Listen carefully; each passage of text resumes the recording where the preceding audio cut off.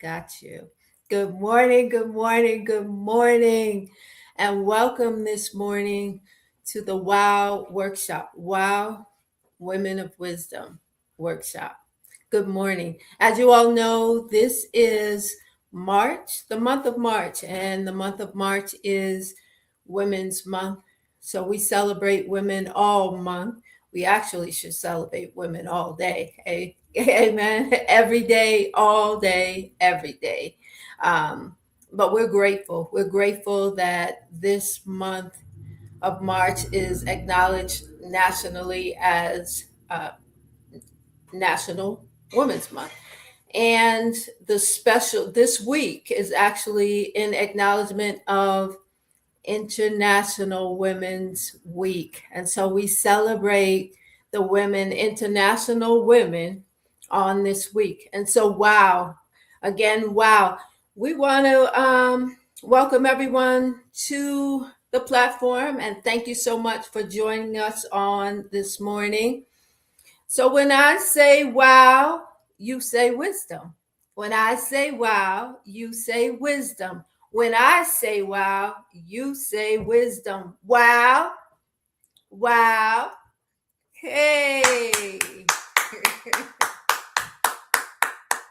So, my name is Dr. Darlene Bester, and I am the founder of G.E.M.S.T.V. I am so excited this morning because we have a power packed day in store for you.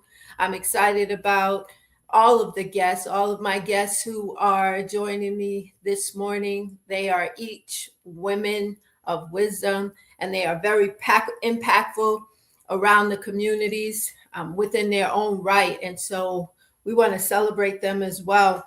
We want you all to know and to acknowledge that this platform, the WOW Women of Wisdom platform, was actually created with you in mind to shine.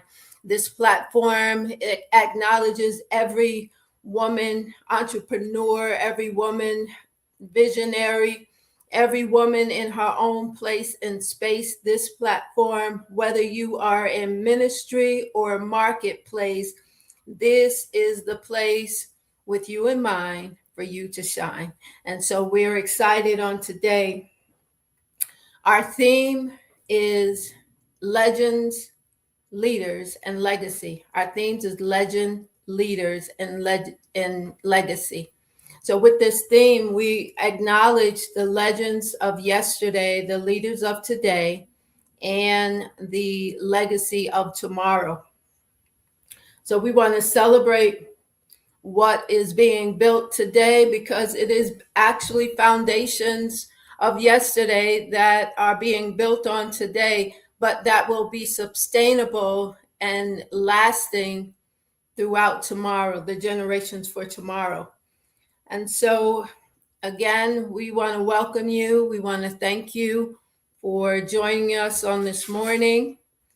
I'm excited about my next guest. I am so excited that we are going to bring her up a little early. Yeah, so yeah, I'm excited. Let me share a little bit. So I've known this woman of God for I would say about 15 years. I would say about 15 years. That would be about accurate. And so exciting to see her blossom and bloom in this season. So it's amazing to see what the Lord has been doing in her life over the past years but not just her, but her entire family, just watching, the Lord just thrust them forward has been, it's been an honor for me to see, for me to behold, and for me to watch. And so I want to take the time to go ahead, and we won't delay the moment, but we will give her the time. I want to bring to the stage our next guest. If you'll just watch this with me for a moment.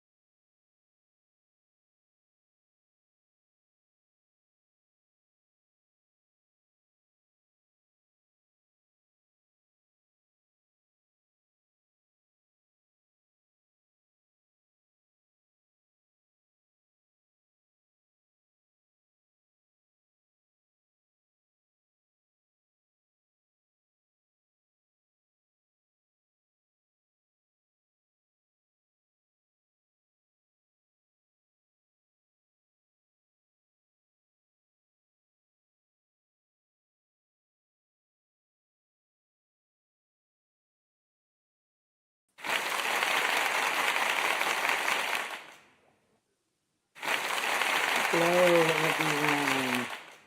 Hello, my name is Christy Drones Fawcett, and I am one of the co founders of Zorel Creations alongside my husband and my two daughters, Daryl Fawcett, Yasmin Fawcett, and Lisa Fawcett. Um, I'm so glad to be here. Oh my goodness, it's just an honor and a privilege. Thank you, Dr. Bester. I appreciate you inviting me to this wonderful, wonderful event today. I appreciate you so much. I thank you. It is, again, it's such an honor to have you, to see you after. I mean, we've been on pause for a minute, and I haven't Yes, seen you in a while, but it brings great joy to my heart to actually see you. Yes, yes, today, and to know that you are well and all is well, in fact. And so I'm not going to delay the time. I am going to allow, and then of course, I will come back after and take a moment to share this spotlight with you as far as asking some questions and but at this time, without further delay, we are going to go ahead and pass the mic. All right, right. right. Well, hello everyone. It's again an honor and a privilege to be here with you all today. Thank you, Dr. Bester, again. Just to let you know a little bit about me, I am from Oxnard, California, but I do have Texas roots. So I moved here when I was a teenager and got married. Um, I always wanted to be in the entertainment industry, but I was raised by a single mother, so she didn't get an opportunity to take me to auditions or anything like that. And, we had responsibilities, so you just kind of go on with life. Um, after I had my kids, I was going through some things, and my husband was like, "You need to find something that is for you," because all I did was be a wife and a mom, and everything revolved around them. And he saw the need that I needed to find something to do that was just for me. um, I stepped out and I first decided to sing in a community choir um, here in the DFW Metroplex. I wasn't lead or anything like that. I was just going somewhere where I didn't know anybody and just had something for me to do. And eventually, a church member that I knew came up to me one day and said her family member was doing a stage production for some type of charity, and she needed some singers and some actresses. She said, "Go audition." So, of course, when I was young, I wanted to be Annie, but that didn't happen. So I said, "Okay, I'll go and help," because my heart, I have a servant's heart, because that's how we were raised to serve God's people, to help in the community. So I went to just help, and from there, I ended up doing a few stage plays and being in a film,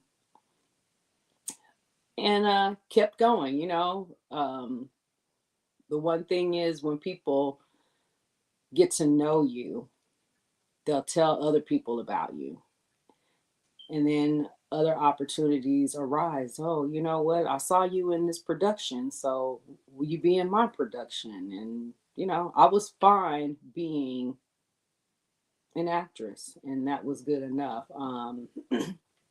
I also do write music, and my brother and I, we had, and my sister-in-law, we had a group called Spam 634, and we were doing music. So, I mean, I dabbled in that as well. But I just enjoyed just being an actress. It was just the thrill of it, the love of it. I would bring my children with me, and they learned the background of being on stage and knowing how to be a stage hand.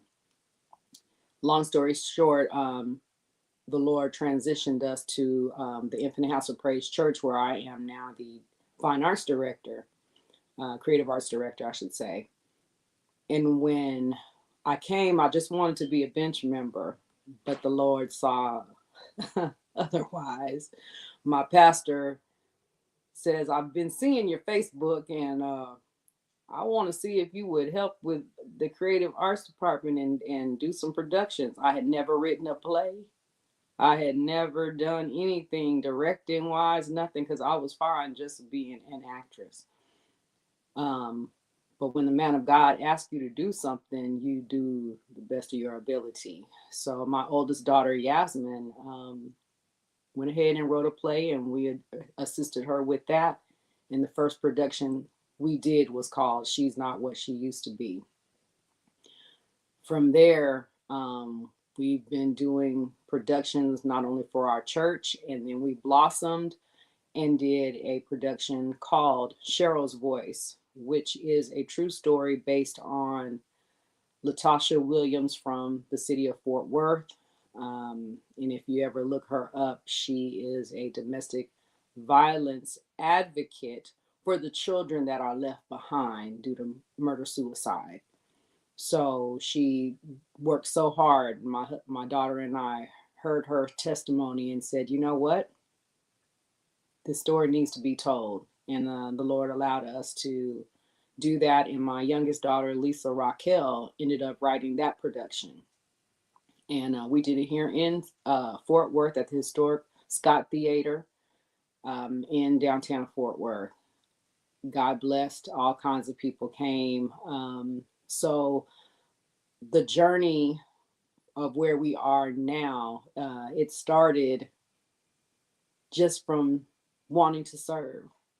But when God has placed something in your life and he gives you a desire, there's a reason he gives you a desire. And it may not come the time that you want it to come. It may not happen the way that you want it to happen. But everything that we wanted to do, things that we didn't even know were in us, it came back full circle. We never knew.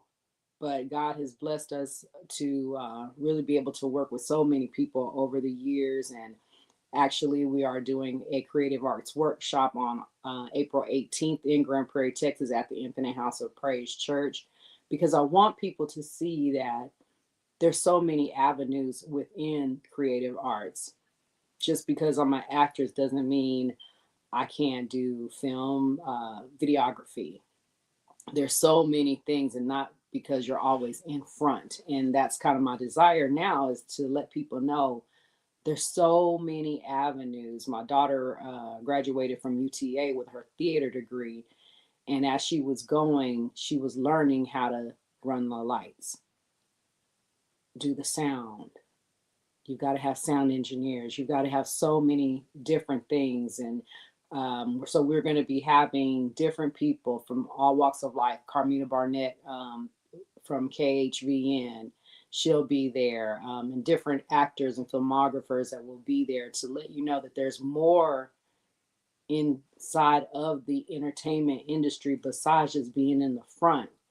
There's opportunities for you to actually work and make a living. We also have Charles Jackson, which is one of the producers of Othello in New York with Denzel Washington. Corey Espy, which is a director, mentor, and acting coach. A lot of Tubi movies. We also have Deshae Hatchett, which danced for the Texas Rangers and did a lot of professional dancing. We also have, I'm going to pull up some information, Nyla Lael, which is a theater major that now goes across the Metroplex speaking and doing poetry. And God has blessed her to be able to do so many great events. Also, just want to make sure I have everybody. Derek Chambers, which is a film writer, director, producer, videographer, and he also teaches film for Duncanville School District. So we want to give people opportunity to know that, you know, there's so many things that you can do. And just because you start off one way doesn't mean that you won't things won't change and evolve, and God will place some things in your life you didn't even realize that were in your life, were in your heart. So we're excited about that. I don't know if y'all have any questions for me, feel free.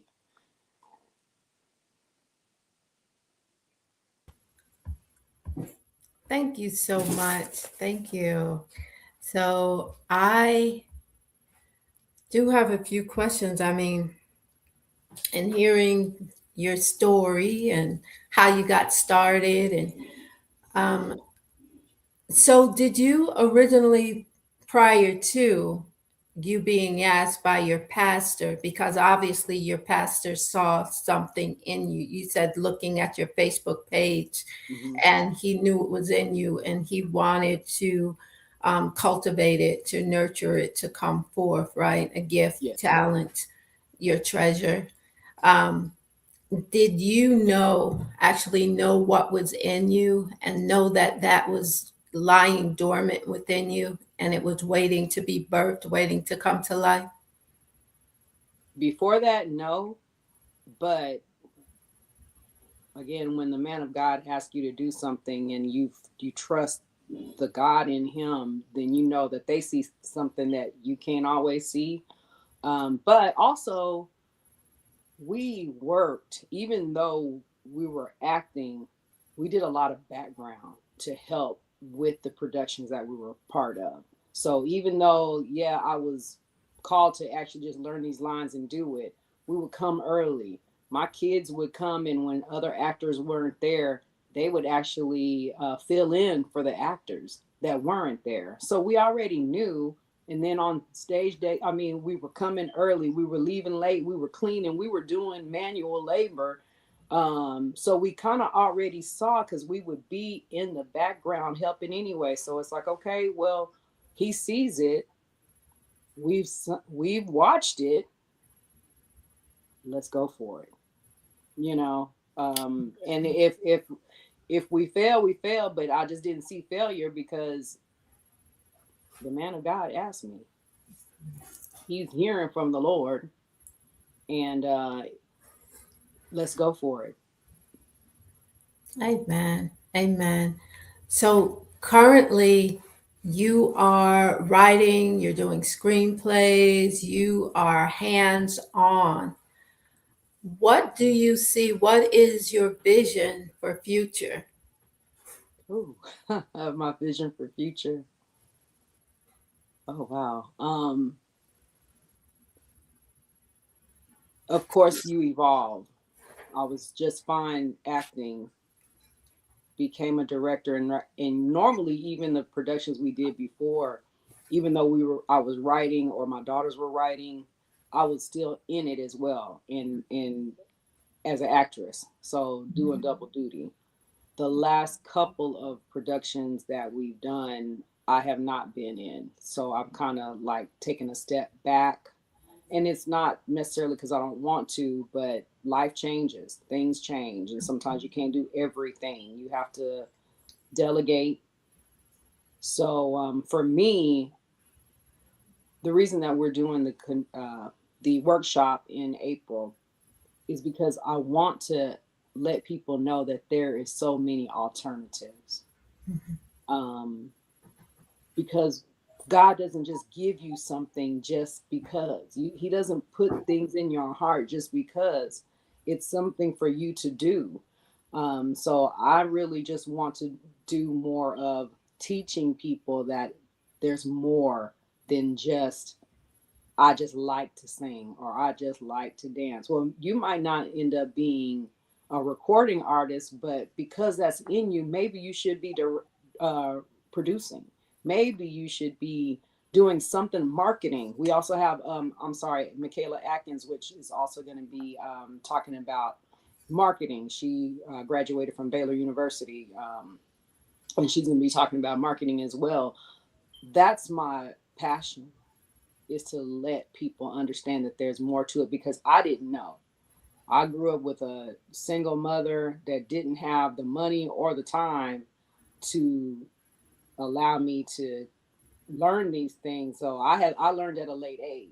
I don't want people to have to go through that. As I want them to know it and give them options without having to spend thousands of dollars. There's ways you can find a mentor. I have a mentor. I have an acting coach, and I go and I invest in myself. And I want people to know that you can do it. You might not have everything that you want. You might not be able to go to the most prestigious schools, but that doesn't matter because there's a lot of people out there that have not even went to school for this. I'm not saying don't go. I'm saying whatever path you have to go, that's your path. And I want to really just empower people to understand you can invest in yourself. You can continue to do that, and of course we want to do more. We actually will be doing a short film as well. So just keep on evolving, whether I'm in the front or in the back. Well, that's awesome. So, do you, in fact, you just mentioned that everyone should invest in themselves, and that Mhm. means having a mentor, having a coach, and actually finding. I believe that when the student is ready, the teacher appears. Definitely. I truly believe in that. And so, do you at all, can you, because you, as you stated, I truly believe that we are constantly transforming. We are evolving, as you stated, evolving. We are always, I mean, the ultimate goal is becoming. So we're continually becoming, right? And Right. so, with that in mind, did you ever think about coaching or mentoring younger individuals or younger generations? Because what I actually hear you saying, right, you're leading today for generations tomorrow. What I actually hear you saying is that you're paving the way today for legacy tomorrow. So, again, have you thought about the realm of mentoring and coaching? Honestly, it came to me a few days ago that I should be doing this. So it's really funny that you would say that today. You know what? Whatever God says in the right Absolutely. time, yes. Yes. Absolutely. In the right time, yes, I will. We do, of course, as a director, you're mentoring. I have children that have been in part of our productions as well. Um, so I speak to their parents a lot. When I was younger, and I said I wanted to be Annie, and I wanted my mom to take me to Los Angeles because I wanted to, act. And so my mother told me, she said, I don't have the time. I can't take you to Los Angeles and drop you off. I don't trust everybody with you. Okay. Um, and I appreciate that now. My oldest daughter, Yasmin, had an opportunity to do an internship at Disney, Walt Disney World. Okay. And she was so upset because we said no. Well, I'm working, your dad's working, you have a sister, we can't go to Orlando from Texas. Of course, she's a kid. They're wanting her. I can't do it. Even though sometimes you may have to say no. Sometimes it's not the right time. And we see that, and I'm not saying all children, but a lot of times some children end up in a bad situation because their parents let them do too much too soon and wasn't there to like really be there and protect them.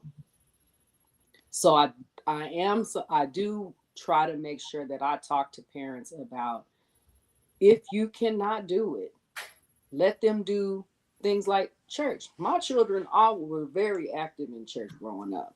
So the way they spoke, they know how to run the service, they know how to do different things. They were involved in different plays or something for the churches. So even though they might not have been able to do it in Orlando, they were still able to do it locally where I can keep an eye on you. I can watch and make sure that you're okay. and I believe that it protected them from some things. Um, Especially, you got drugs, all kind of stuff that's going on. You can't watch everything, but I'm just saying, it's a time and a place. So I do try to make sure that I talk to parents about that. I had my daughter actually took theater, the youngest, Lisa. She took theater in high school, and one of the teachers wanted her to do something that I didn't want her to do. And I said no, and I meant it, because that's what I said. And the teacher says, "Well, how did your mom let you do this when she let you do that?" That kind of stuff. So you never know what people are really wanting from your kids, Absolutely. to try and push them into something that you don't want them to be in. And I'm Absolutely. okay with that. I'm not. Now, what you do when you get grown, that's one thing. But as you're young, so I do try to at least mentor the and talk to parents about it's okay, because they still ended up being in the business. They Yeah. are part owner of this company, so they're still part of it. They're still writing, they're still directing, they're still producing. In spite of, I don't have to compromise. That's awesome. That is awesome. And so I want, if you can, take a moment and, this is, let me just say, this is so good. Let me say that this is so good that what I'm trying to do is make sure we keep it in this spectrum, in this platform. And then offline, of course, I would love to speak to you because God has so, so, so much for you Wow. ahead, so much in store. And like I said, it's marvelous in our eyes, but it's wonderful to actually behold it. And so I'm glad that I'm able to sit in the background and watch it all unfold. And so yeah, it's an honor, but I would like for you to first of all tell people how to get in touch with you, and Okay. if they are interested either for themselves or for their children. And I want to also put it out there, as you just heard her mention, I mean, truly, she's a safe space. She's a safe space. And so I want to have her put it out there as far as how people, if they want to, if they're interested in acting, if they're interested in the lights, the cameras, the action, from every spectrum, from any spectrum of the of how the production is ran. Can you just go ahead and speak to that for a moment? Oh yes. Well, thank you. Thank you so much. If you're on Facebook or Instagram, you can contact me through just my name, Christy Drones, and then I'll say hyphen Fawcett, which is my married name as well. So Christy Drones Fawcett, or just Christy Drones, you'll see me. Also, our company is called Zorel Creations, which is Zorel and then Creations. And you can see that on Instagram and Facebook. We do have a website, Zorel Creations. So if you want to email us, you can email us through our website as well. Awesome. So tell me something. Give me a little background on that name. How did you actually come up with that name? The name is my children's grandmother's names together. That's what it is. Their grandmother on their father's side, Zora, and my mother's name was Effie Lee. So we put that together, Zorel Creations, because I'm giving down this company to my children.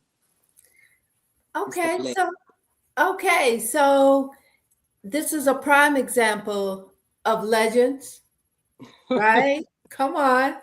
Yeah, leaders and Yes, legacy. Truly, truly, that is a prime example. Wow. And yes. so, on that note, let me just ask you a question. If there is any woman, legacy, legend, leader, um, yesterday, today, and tomorrow. Obviously, we see a pattern that the foundation's been laid. We are building on it for tomorrow. But if there's any one woman that you can say has inspired you, um, who would you say that Oh would be? wow. Um, Besides my mother, of course, um, I've got to say my godmother, Ozell. She raised me and loved me from 6 weeks old.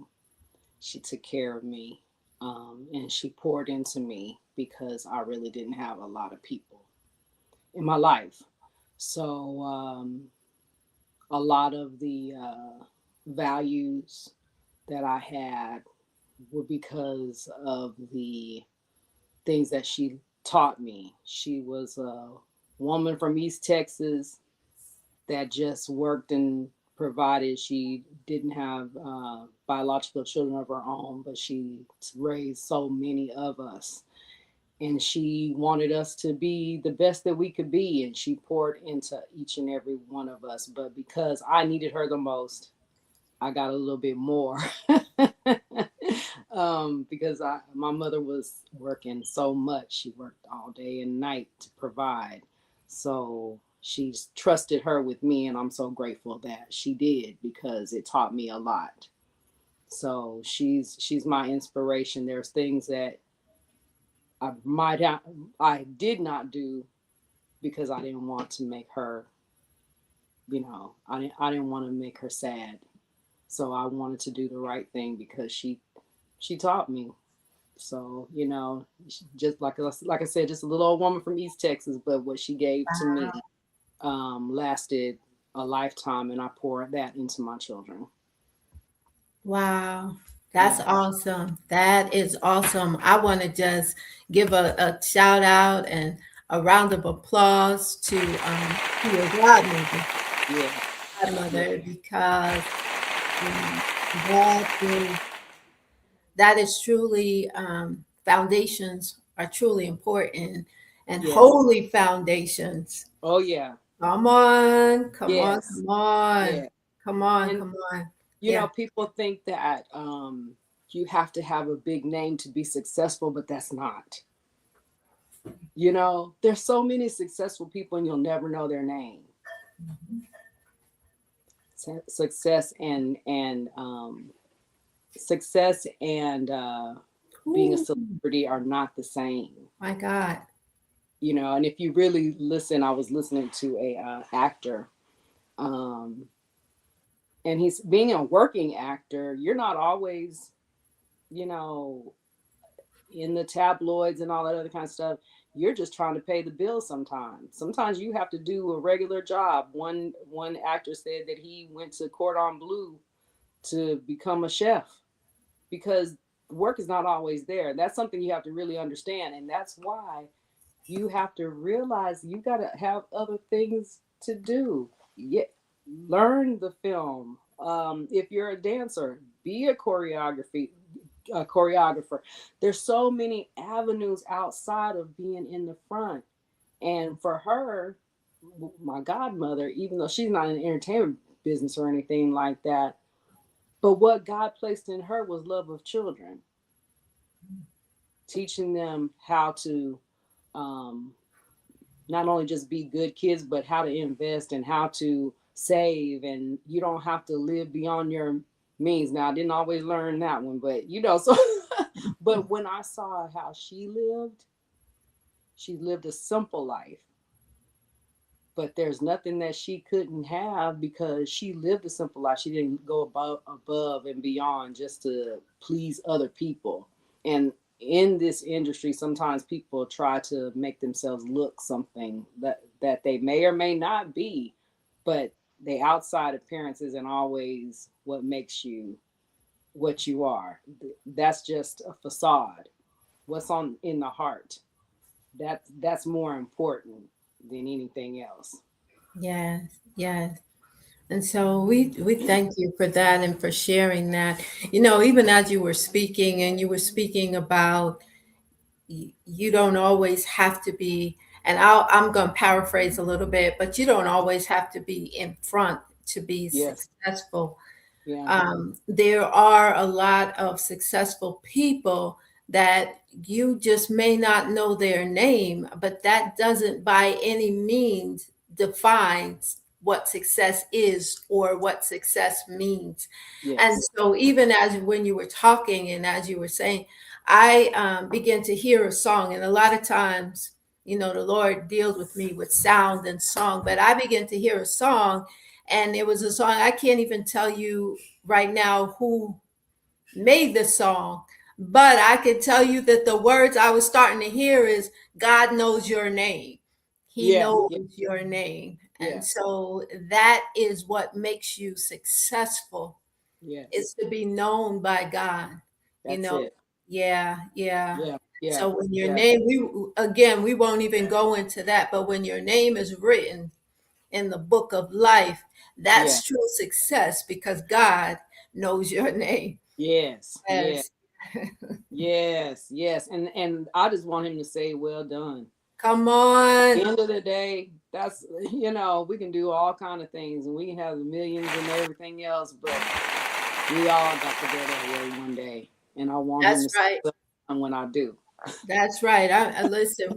We giving you some hand claps on that one because we all should want to hear, "Well done, good and faithful servant, enter Yes. into my rest." We should all want to hear Yeah.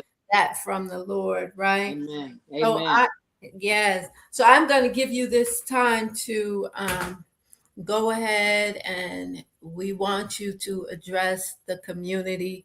We want you to speak to the young actress, the young producer, the young screenplay writer, the young musician, the young um, camera lights person, the young person that has talent that is locked up inside of them, their gifting, their treasures, and they might not even be aware of it. But I want you to speak to it even now and activate it so that they would begin to see and to know that it is alive. Yet, even that desire that they have within them, it's a desire because it is a God given gift lying dormant within them, and it needs to be awakened.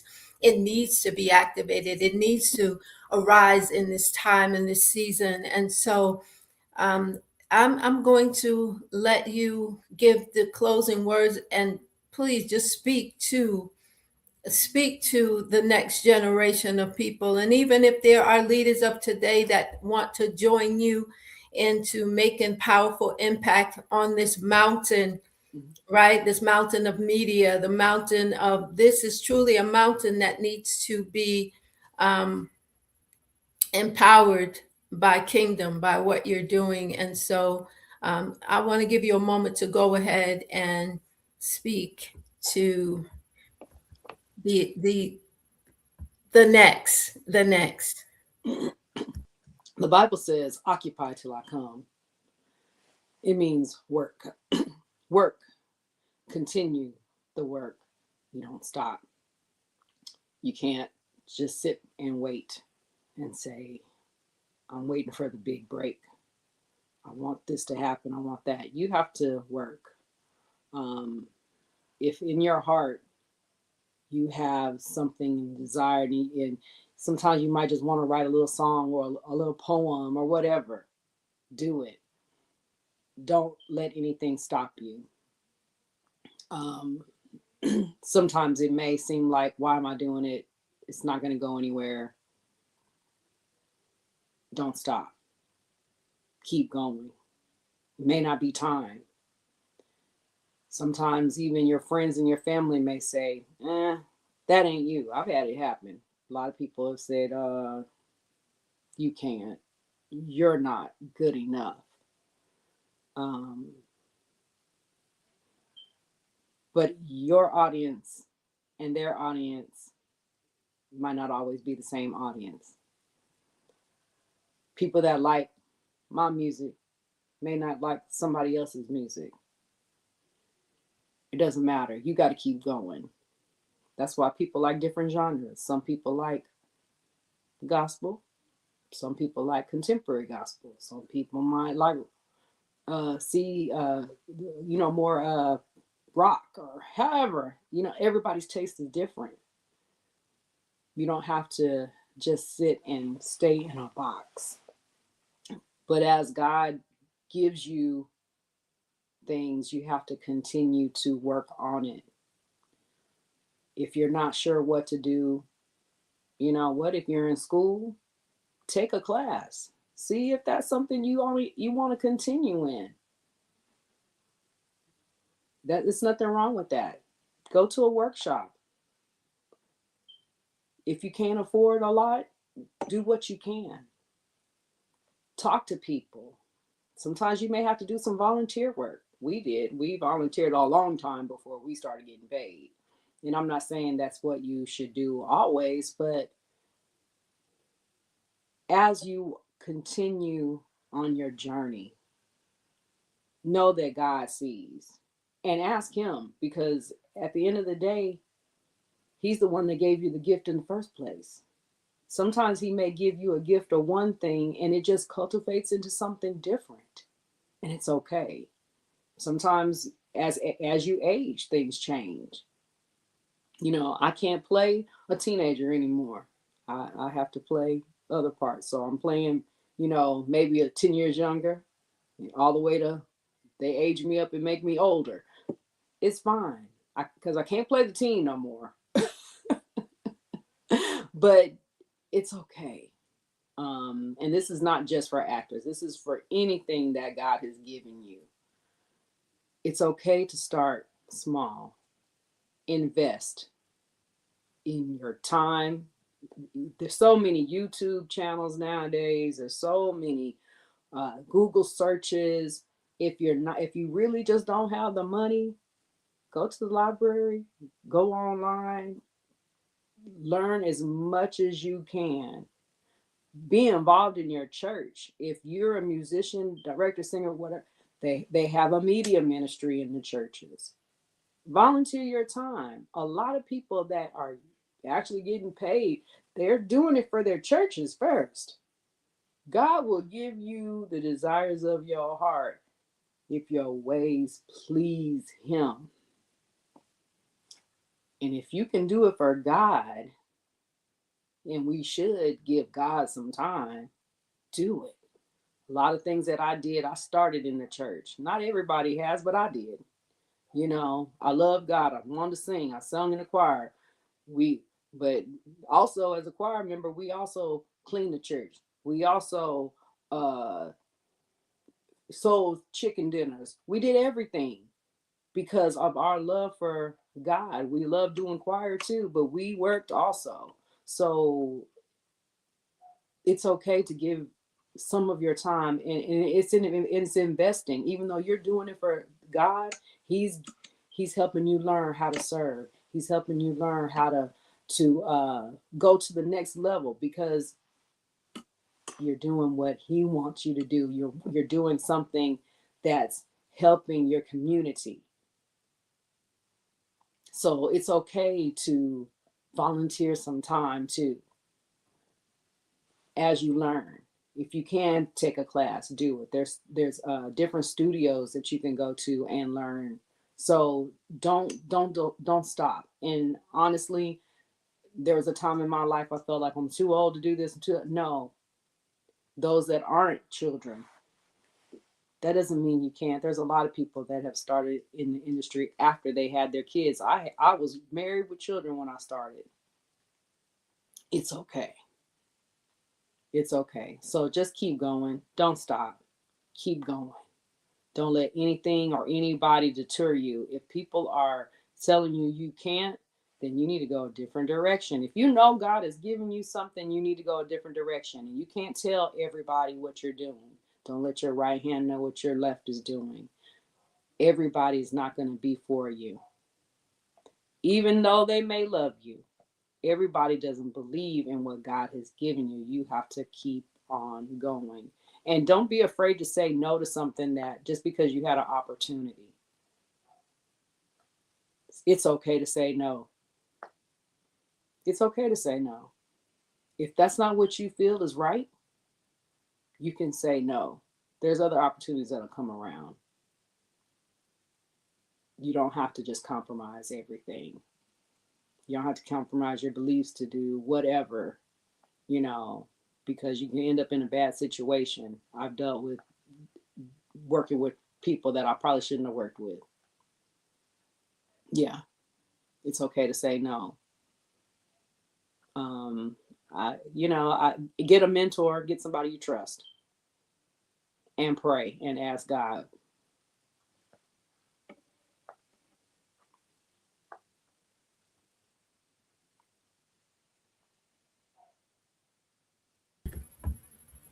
Thank you. Thank you. Thank you so much.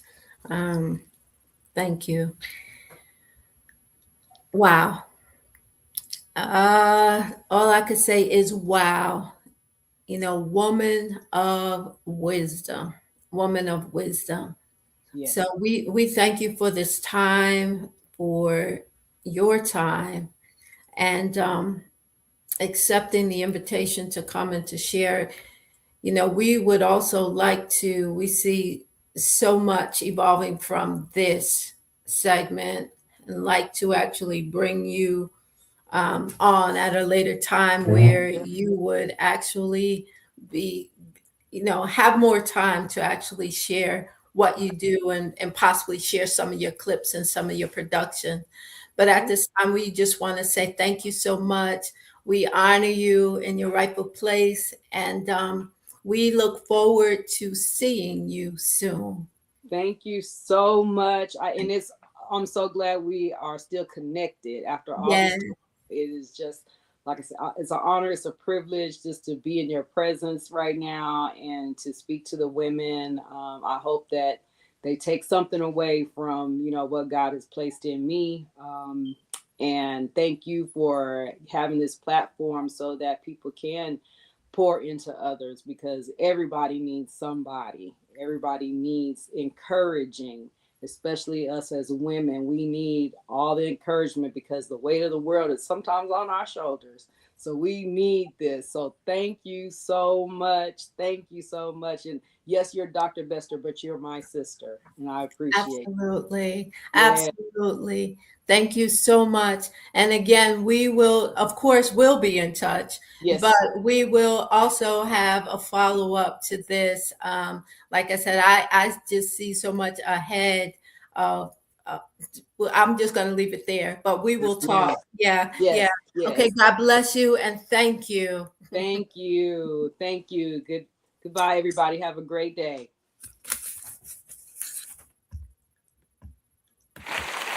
Let's give it up. Let's up for the legendary. She is legendary in her own right. Christy Jones Fawcett, definitely. I'm going to take a little pause, just a moment, to go ahead and show up a few commercials, we want to take a commercial to actually just to show you a few things what's going on around in the community. I apologize. And we are going to invite our next to the stage. So we are going to take a minute and show you some of the advertisements as far as what's going around in the community.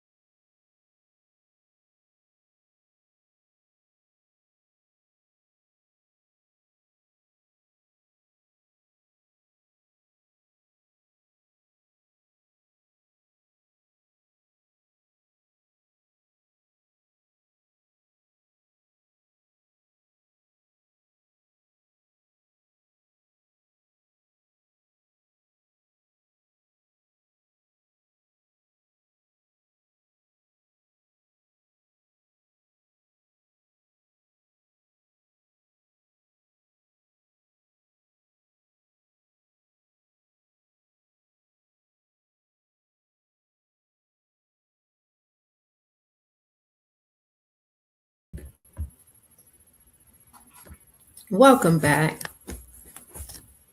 Welcome back. I wanted to take a moment to it brings great joy as well. I'm so excited about these women of wisdom. I am so excited.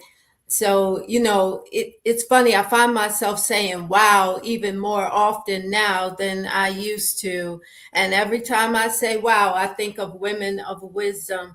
So I want you to, every time you say wow, think of wow, wisdom, because you are that woman. And so it brings me great joy, great pleasure to actually my next guest bringing her up. Um, while we haven't known each other for that long, I would say for about a year. However, God uniquely joined us, fitted us together. It was amazing. We actually graduated together with the honorary doctorates. We actually received the same lifetime presidential award for what we were doing in the community.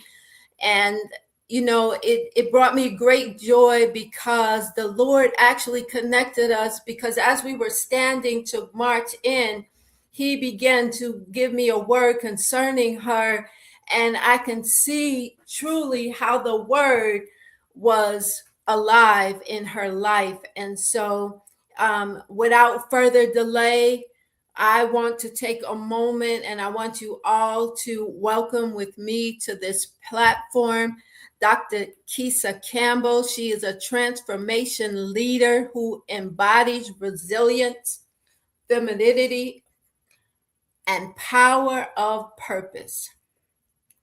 She is a certified life, business, and style coach, author, speaker, and the host of Beautiful Living with Kisa Show. The founder and CEO of Beautiful Living. Let's give it up, inviting to the platform now, Dr. Kisa Campbell. Hey. Hey, hey. Thank you so much for having me in this morning. Hey. Yeah, we listen. This is such an honor for me because I forgot to mention also my mentor. I forgot to mention that platform. We have evolved into a new platform, and who would have known but God, right?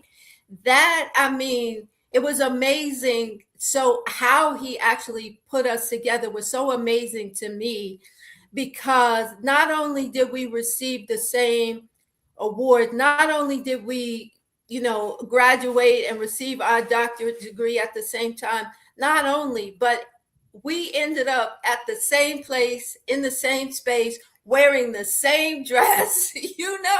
We ended up, and then after that we kept showing up with the same things on. And so I was like, Lord, okay, I can see how you are connecting, and then he transitioned you into my life as a mentor. So Mhm. it means so much to me to have you here today. And with great honor, I will bow out and give you the stage. And so thank you so much for being here. I will come back and join you in asking you some questions. But as of right now, do be you. Well, happy I don't know what day it is. So let me tell y'all something. Okay. When I tell you that when you are stepping into what God has called you to do, the enemy always try to find a way to um throw you off, distract, off the path. So leading up into coming here today, I ended up not well. Hard to talk, hard to breathe, all those things. And that's when you know you really have to show up, because everything has tried to stop me from being here this morning.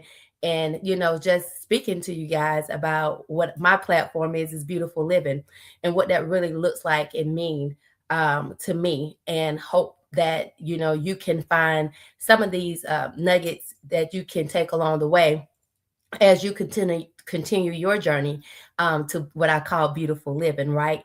One thing about beautiful living is that I cannot define it for you. Your friends can't define what that is for you.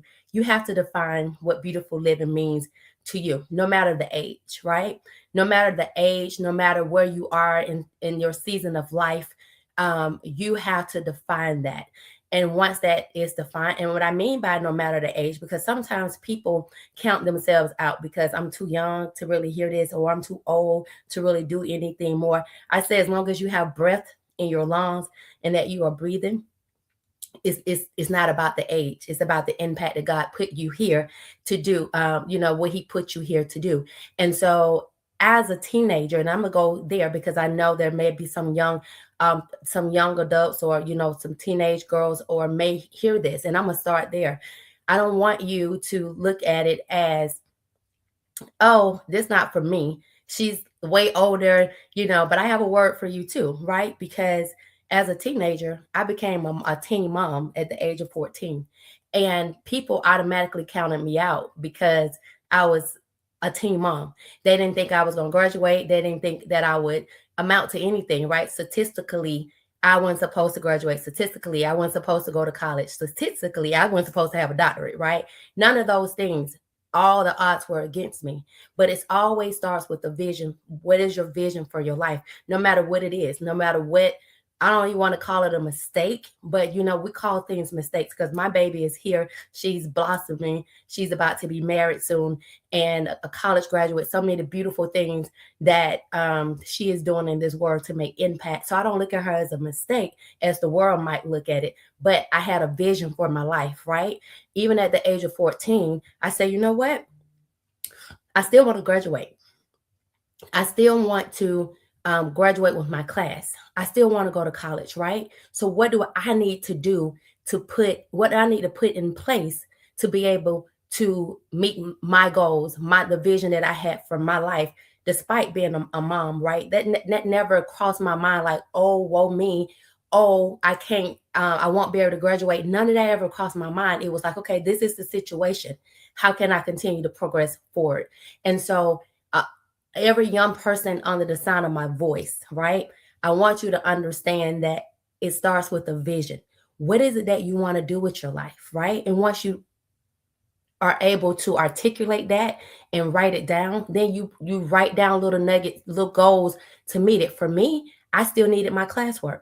So if I needed my classwork to stay on track, what did I do? I went ahead and I asked my teachers, my counselors, hey, I still want to be able to do my work while I'm out. So when I come back, it's like I never missed a moment, right? I needed to tell my doctor, I can't be out for 6 weeks or however long. I need the shortest amount of time. He granted that. And so when I came back to school, I was right on track. I graduated with my class and I also received a scholarship for college. So no matter what it is, it's up to you, not the people that's in your ear. It's up to you to make a difference in your life. You have to put in the work. You have to write down your goals. You have to have a vision so that you can keep moving forward. It is your life. And later on in life, I got married at really early at the age of 21. And then I was divorced by the age of 41, right? And so that in itself took on a new trajectory of my life, right? And so in that, I still had to have a vision for my life. What does beautiful living means to me? And I'm gonna keep harping on beautiful living because at every stage you have to may rewrite your story a little bit. Okay, I didn't look forward to divorce, right? I thought it would be happily ever after, but that was not my story in that chapter of life. In that, I had to redefine what does beautiful living look like to me now. What is my identity outside of being a mother? What is my identity outside of being a wife? I'm now divorced. I still am a mother, right? But what does beautiful living looks like to me? I won Miss Georgia in 2019, the same year that what I would say the same year and the same day that my the same year and the same, that my divorce is final. And happenstance, March 6th marked 7 years for all of that, right? 7 years since winning Miss Georgia, 7 years since divorce. And I've had to redefine what life looks like to me. What does beautiful living looks like to you, right? And so I want you to take a moment at some point after hearing this. I don't know if you will, watch a replay or however you stumble across this, but I want you to take a moment and I want you to, with yourself, and I need you to sit and self reflect on where you are in life. And are you where you know God has called you to be? And if not, how can you get there? And if so, how can you continue to make impact? What is it that you need? Who do you need in your life? Because God did not intend for you to journey this road by yourself. And along the way, you're going to need people to come in and help you and hold your hand and pull you to your next level. So don't think that you're in this by yourself, because that's not God's plan for you. That's not God's intentions, and that's not how God set up this world, right? He set up us to be in community with one another. And so whatever it is that you need, nobody knows, is in your head. You have to speak it. You have to ask for it. You have to go and seek it so that you can get to your next God level. Beautiful living comprised of 8 pillars now. It used to be 7. I adopted an 8 pillar, and we'll go through those briefly and what that really looks like and what it means. Because I believe that beautiful living is whole life wellness in every area of your life. And when you are on this journey to your beautiful life that you have to define, um, it's important that you are checking in these areas of your life, right? And so the first pillar of beautiful living is mindset, right? Mindset. You have to have a certain mindset to say, I want more. I know this is not the life. You may not be living the life that you know God has called you to be. Maybe it's circumstantial, environmental, whatever that thing is. God is not done with you because you are still here. That means you still have an opportunity to tap in, but you have to have the mindset to say, hey, I want more. What does that look like, right? That's mindset. And challenging those negative thoughts that's telling you that you're not enough. Challenging those negative thoughts that's telling you that you won't you haven't amounted to nothing. So what make you think you can do it now, right? Challenging those negative thoughts of worrying about what mama gonna say, what daddy gonna say, what sister gonna say, what friends gonna say. Who cares what they have to say? Only word that matters is what God says about you, right? And so challenging those negative thoughts is one of the things that helps you to you have to combat those words. I always say you have to have a positive affirmation for every negative thought that you have. And so another assignment, after you sit down and write down what beautiful living looks like to you, what it would mean to live a beautiful life, the next thing you need to do is write down all those negative self-talks and that you have been having with yourself. Write them down. And the reason why I want you to write it down, because I want you to see it and I want you to destroy it, because that is not you. That's the enemy keeping you stuck in whatever that is, right? And then I want you to take a moment after that and to write a positive affirmation for every one of those negative self-talk or negative thoughts that you are having. Number 2, the second pillar is spiritual beauty, right?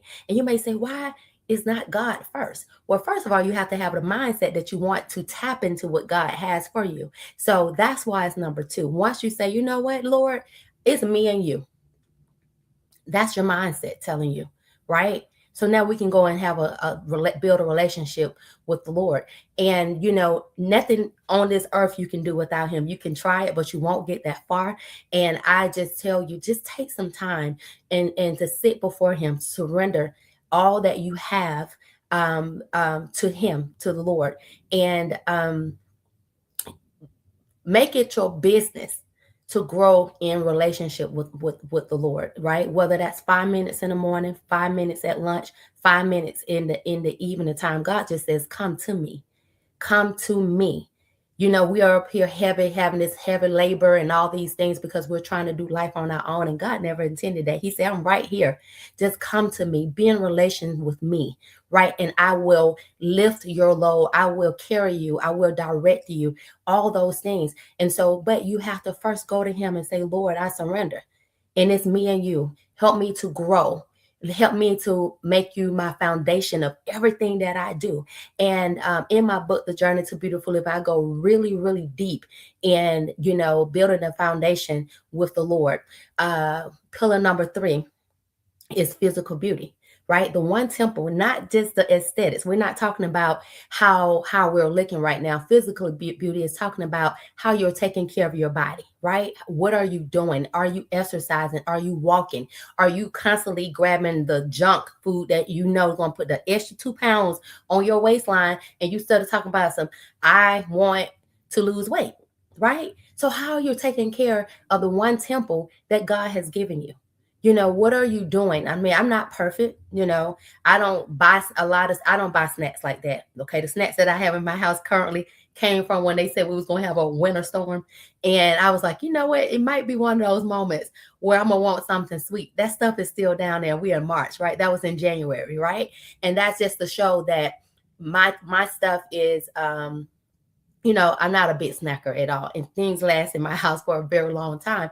But just making sure that you are doing something, whether it's walking, whether making sure you're hydrating your body. This is the only body you're going to get before God calls you home. So how are you going to take care of it? I need you to make a plan for that. Pillar number 4 is relational beauty, and I say this is the core pillar of beautiful living, because it's not just about relationships that you have with others. It's about the relationship that you have with yourself first, the relationship that you have with yourself first. You are your first partner. The woman that you see in the mirror is a reflection of you. You're looking at you. How are you stewarding you? How are you loving on you? You want the world or other people to love you, but how are you loving on you? How are you treating someone else? How are you teaching people to treat you when you don't know how to treat yourself, right? Are you buying yourself flowers? Are you going out and taking yourself to dinner? Are you doing the very things that you want others to do for you? It's not about everybody else. It's about you. That self relationship is important. The self reflecting, the growth, the lessons that need to be learned, the lessons that have been learned, right? It's about sitting with yourself and saying, hey, I've come a long way, but these are some growth areas for me, because I believe that you attract where you are in life. You attract the people in your life where you are in life. So if you keep attracting things that you don't like, then maybe it's a time to take a step back, time out, and do some self reflecting and do the work with self first before you start to introduce other people into your life, especially in intimate relationships, even as friend relationships, right? How are you treating those friends? But you have to know that you are healed. You have to do the work for self first in order to show up as a good friend, in order to show up as a good mother, in order to show up as a good daughter, in order to show up as a good partner, in order to show up as whoever you are called to be. The work starts with self. Pillar number 5 is financial beauty. How are you stewarding what God has given you? How are you studying? Are you trying to keep up with the Joneses? Are you living paycheck to paycheck? And sometimes it's not that you are mishandling money when you are doing that. It's just a season that God may have you in, and you need to go before the Lord and say, Lord, what is it? How can I pivot now? You see how I've been stewarding what I have, and it's still not enough, right? God will meet you where you are if you're still enough to hear from him and teach you how to stretch a dollar. Okay.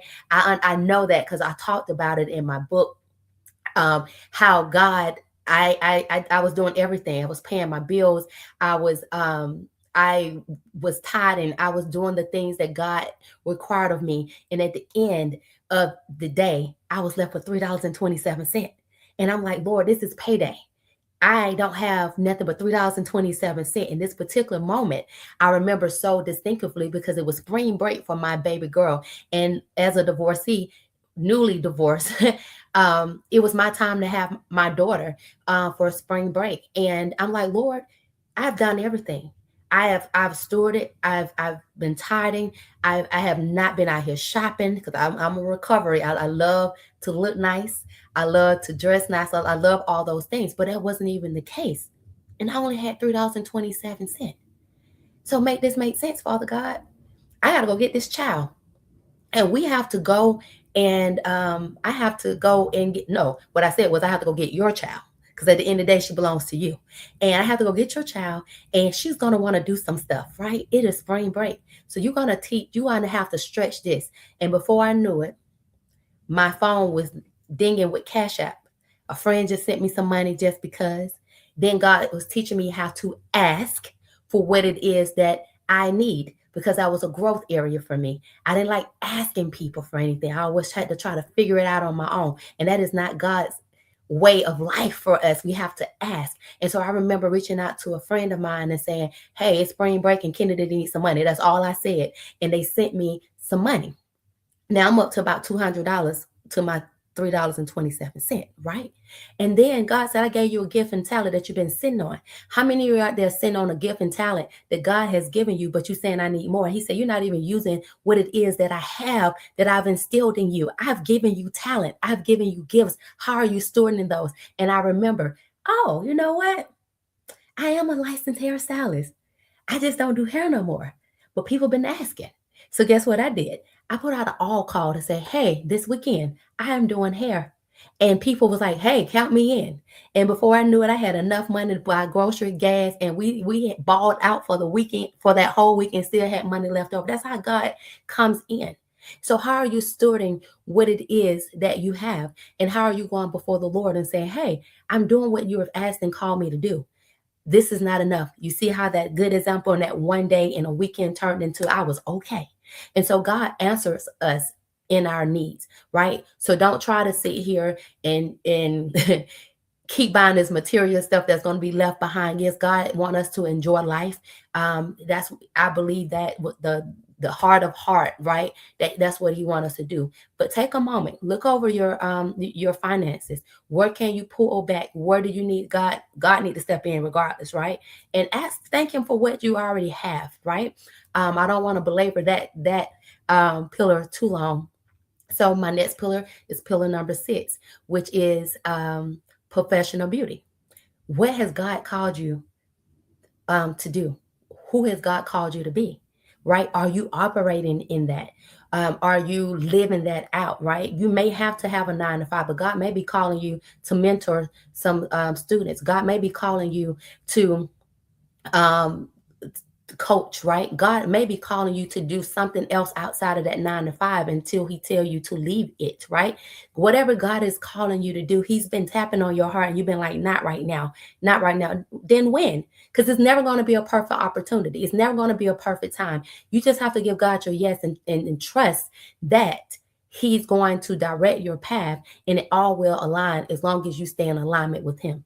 Pillar number 7 is outward beauty. How are you showing up for what God has called you to, right? How are you showing up? And this is one that's dear to my heart because I love purpose. I am a purpose pusher. I am here to help you get to whatever your God next level is. But I'm also is just as important as how are you going to show up for it? I'm not even 100% well. I'm not even 100% well. And as she was introducing me, there were some things happening. I was like, no, you're not going to win today, enemy. I'm going to speak today, right? But guess what? With even not even being 100% myself, I still had to show up. Hair neat, I'm presentable. I'm going to show up for what I'm being called to do in this moment, right? So, how are you showing up for the things that God are calling you to do?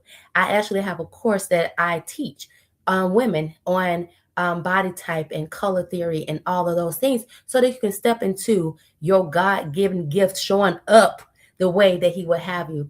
And last but certainly like not least, pillar number 8, which I added because it's not it couldn't be a solo thing, and it is social beauty. How are you embracing community? Because God never intended for you to do life on your own. We need community. We need for you to grab arms with a sister. Maybe it's with a brother, whomever God is putting in your path. Community. When I was going through my divorce, my lifeline was community. My lifeline was if I didn't have community, y'all, I'm telling y'all, was one of the worst moments in my entire life that I experienced.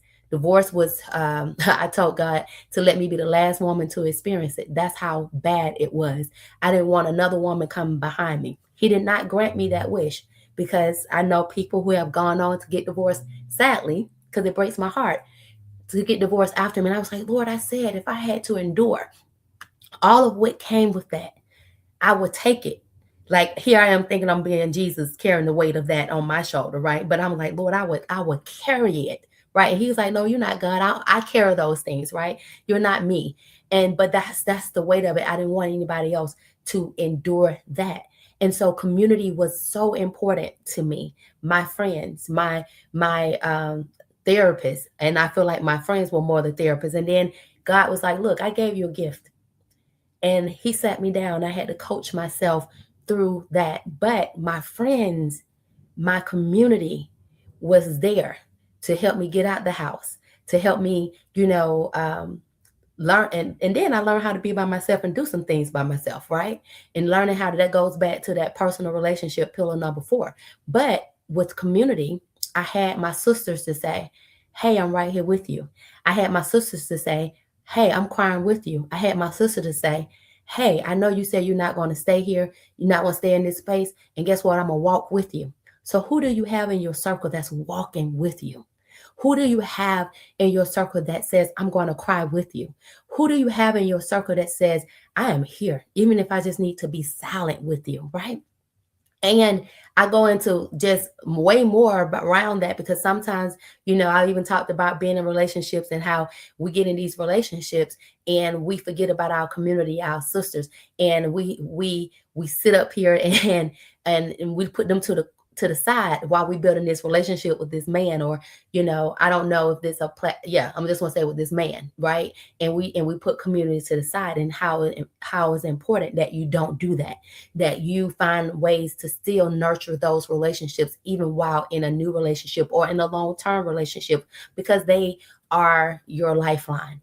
And so God has called us to be in community. So I want you, out of all the pillars that I have stated and just briefly went over what they mean, I want you to take a moment after you have written down what beautiful living looks like to you. I want you to take a moment to say, where do I need the most cultivating right now? I'm not want to tell you to try to tackle all 8 at one time, right? But some of them you can do them simultaneously. Like I can be in community while I am working on myself, right? Because I need to learn how to be a better sister, right? That was going to mean you got to be in the environment to know that you are being a better sister, right? And so some of those things they are all like this necklace I have on. The pillars that I just mentioned are chain links. You can't have one without the other. They all are lock and key. You can't have one without the other. So, you may be good in some areas, but what area do you need to sit and reflect on and grow in? Only you know that. And start to work in that area. Again, I do have a book called The Journey to Beautiful Living. It has all of what I've said, plus more, plus some things that help you to grow in the area that you may be needing a little more push, I would say, right? A little bit more push. Yeah, but just know that no matter where you are in life, that God has a plan for you, right? Jeremiah 29:11 reminds of us that, right? That God has a plan for your life, and that you're not here doing life alone, right? Only you can define what beautiful living looks like. Only you can define what you want next for you. Only thing I do is come alongside you as a co pilot to help you to get there um, in any transition of life, whether it's divorce, whether it's major transition with jobs, whether it's being an empty nester. I've had all of that, right? Transitioning between jobs, I've had where I am an empty nester. I've gone through a divorce. And so, in all of it, I still stand, right? I learned how to pivot and navigate and redefine what beautiful living means to me in that season. And so, um, Dr. Darlene, if you have any questions for me, because I can go on and on because beautiful living is so dear to my heart, and what that means, right? Because at the end of the day, it's all about purpose. no matter what your journey is. I sat here and shared from being a 14-year-old mom to being married at 21 to going on to being divorced. And that's been the most traumatic season of my life, to navigating entrepreneurship, to navigating leaving a job, all those things, right?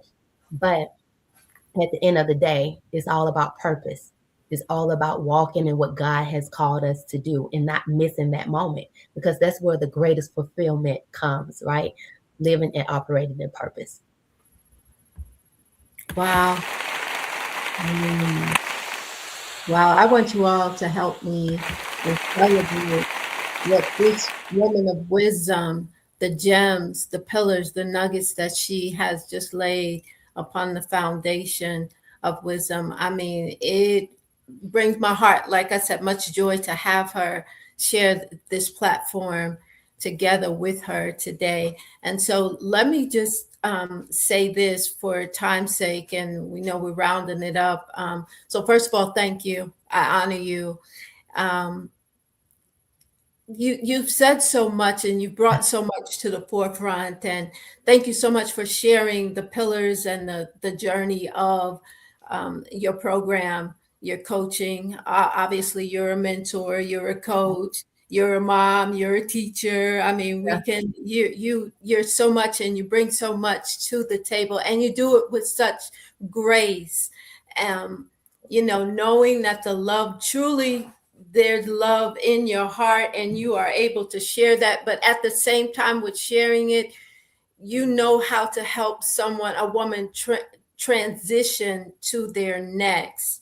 And so Mhm. we celebrate you for that as well. And so I want to just take a minute to ask you if you would please share how a woman could get in touch with you, a young lady, a woman, whatever, to whatever walk of life that is on this platform right now, wherever they are in their walk of life. Let me just say that they would be able to contact you for mentorship, for coaching, that they would be able to contact you. If you would go ahead and share that at this time, Dr. Kisa. Yeah, so they can contact me at Keisa Campbell, Keisa, Campbell like the soup.com. That is my website. There is a contact me form, and fill it out. I will get a notification with all the information. There's also they can go on and request a discovery call with me or a breakthrough session with me. That is on my website too at KeisaCampbell.com. And I will get a notification to ask for a few questions so that I can get better understand, where you are in your journey. And then we get on a quick call to assess how I may be able to help to make sure that we're a good fit. And then we just go from there. I am on social media as Keisa Campbell on most of all the platforms except for IG. It is Keisa LaShawn, LASHUNN. So that's how they can find me on social media. But everything started at KeisaCampbell.com. Awesome. Thank you. Thank you. And of course, I want to say with her book, now I haven't gotten her book yet, but Yeah, it is definitely right here. there you go. Okay. Love Yeah, it. yeah. Yes. So we love it. We love it. I want everyone to go out and we will take the time to actually post your book on the platform as well so that people can order your book directly. Can you tell us, is that book on Amazon at this time? And Yes, my book is on Amazon. It is on my website as well at KeisaCampbell.com. You can get it from Amazon. Um, it's just Google it. It's in multiple places. okay, okay. But Amazon, you can find it by Googling my name or The Journey to Beautiful Living. Is the name of the book, but it's also on my website. Thank you. Thank you so much. Again, with great honor. I just want to ask you to share some closing words to every woman, every young woman, every leader, every entrepreneur, every visionary. If you would just take the time to share some last words with them, we would greatly appreciate it. Yes, absolutely.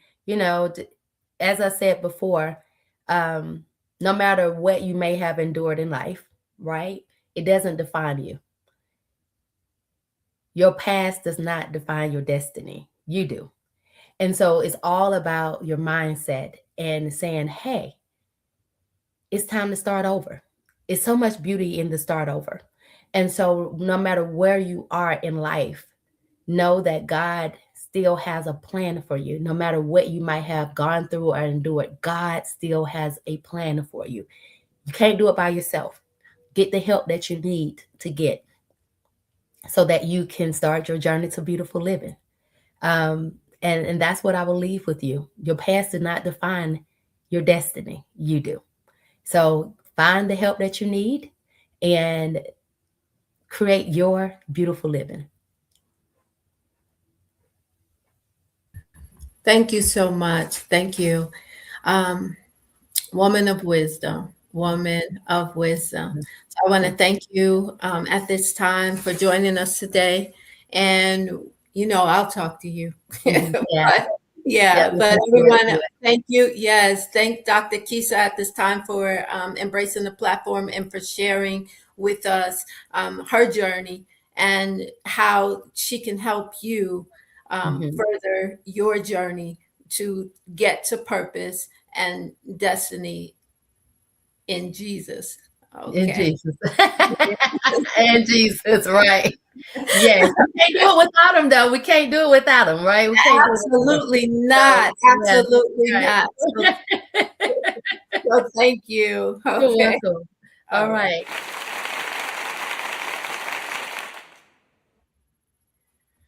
Wow.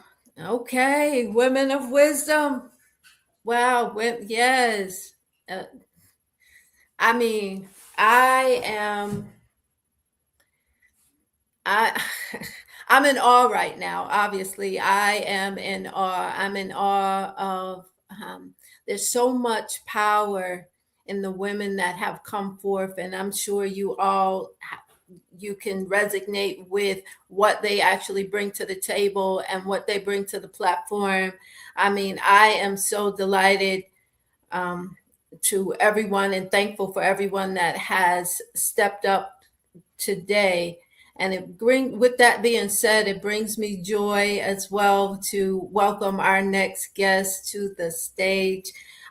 This platform, remember, women, ladies, friends, sisters, this platform was created for you. It was designed for you to shine. So we created this platform with you in mind for you to shine. And so um, with great uh, honor. It brings me the opportunity, I'm afforded the opportunity to actually introduce my next guest. Her name is Dr. Jocelyn Johnson. She is rooted in a steadfast commitment of spiritual integrity and purpose, viewing her work as a divine calling expressed through higher education, consulting, and organizational development, faith based public health initiatives, and life coaching, using a distinctive blend of gentleness and strength. She nurtures growth while addressing challenges, clarity, and conviction. So there is a lot on here that Dr. Johnson has not mentioned. Dr. Johnson, I will not mention the name of the school, but a she is also a assistant. Yeah.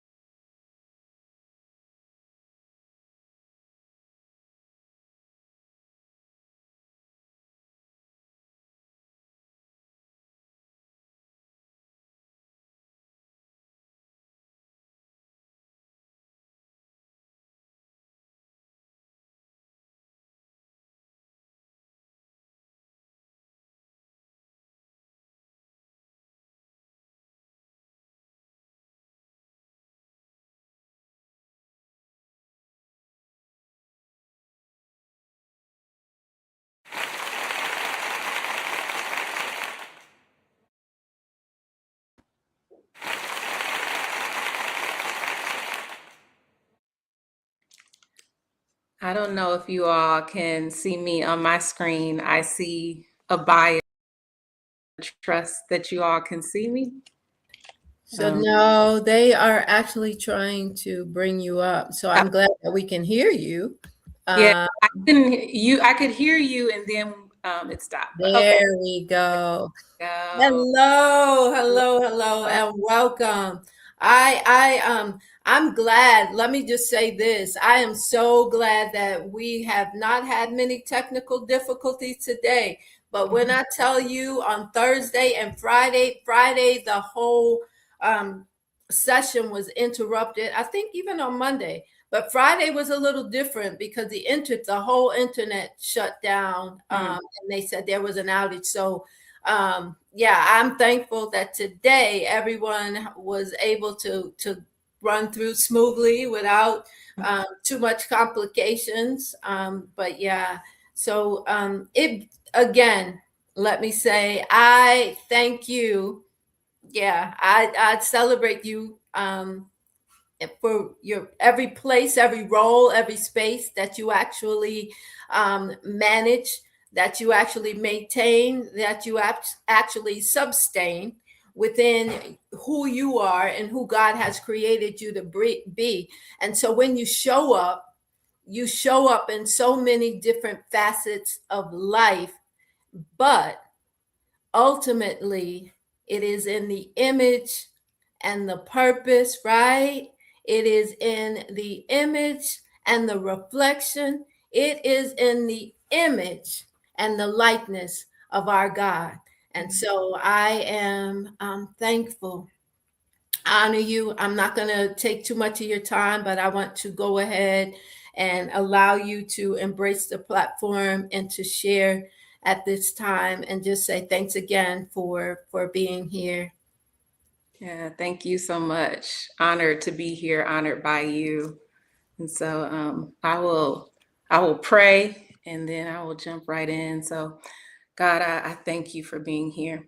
I thank you, God, for your presence. Lord, I pray that you would anoint me, Father, to deliver this word. I pray, God, that your voice would be heard. I pray that above all, that your heart, your love would be felt. I pray, God, that you also give me a heart that I would be able to flow from you, that it would be a pure flow. And God, I pray that during this time, there is a knowing and understanding of how to see you as you truly are. In Jesus' name, amen. So I was so blessed by my sis, Dr. Kisa, I believe is the right pronunciation, listening just before flowing into this. And I see just how divine the order is of this, as the topic that I will be hitting on is the beauty of holiness. So hearing her share about beautiful living and all of the different pillars, I'm excited because I already see like just the fingerprint of God and how he's doing this. So one of the first areas that I really want to lean into is just the word worthy. I know as women in particular, oftentimes there can be different attacks when it comes to our level of worthiness and depending on what it is that maybe we have walked through. But we also know that when it comes to beauty, there's literally a billion, multi-billion dollar industry that's being sold to us about what is beautiful that also has an impact on our worth. We know that this is something that is intensifying even over the years. We see how there's so many filters. We see how AI has come on the scene so strong. And I had a laugh with Darlene even recently around AI. And for me, I don't like when AI is used on like my own personal pictures, just like to create them. It just kind of gives me this weird feeling on the inside. But I see just across the board how much the industry tries to make a mark on us as women about how we should be, how we should show up. Even the products that are sold to us, something as simple as soap that's packaged for women could have very similar ingredients as something that is for men and be upcharged so much, have certain images that are on it, all because there has been so many tactics to try to place an imprint on our mind about what is beauty, what is beautiful, and how we even define ourselves when it comes to beauty. But I want to key in on this word worthy, which is to ascribe worth to, right? To find something that is of value, something that is honorable. And I'll talk about myself for a little bit.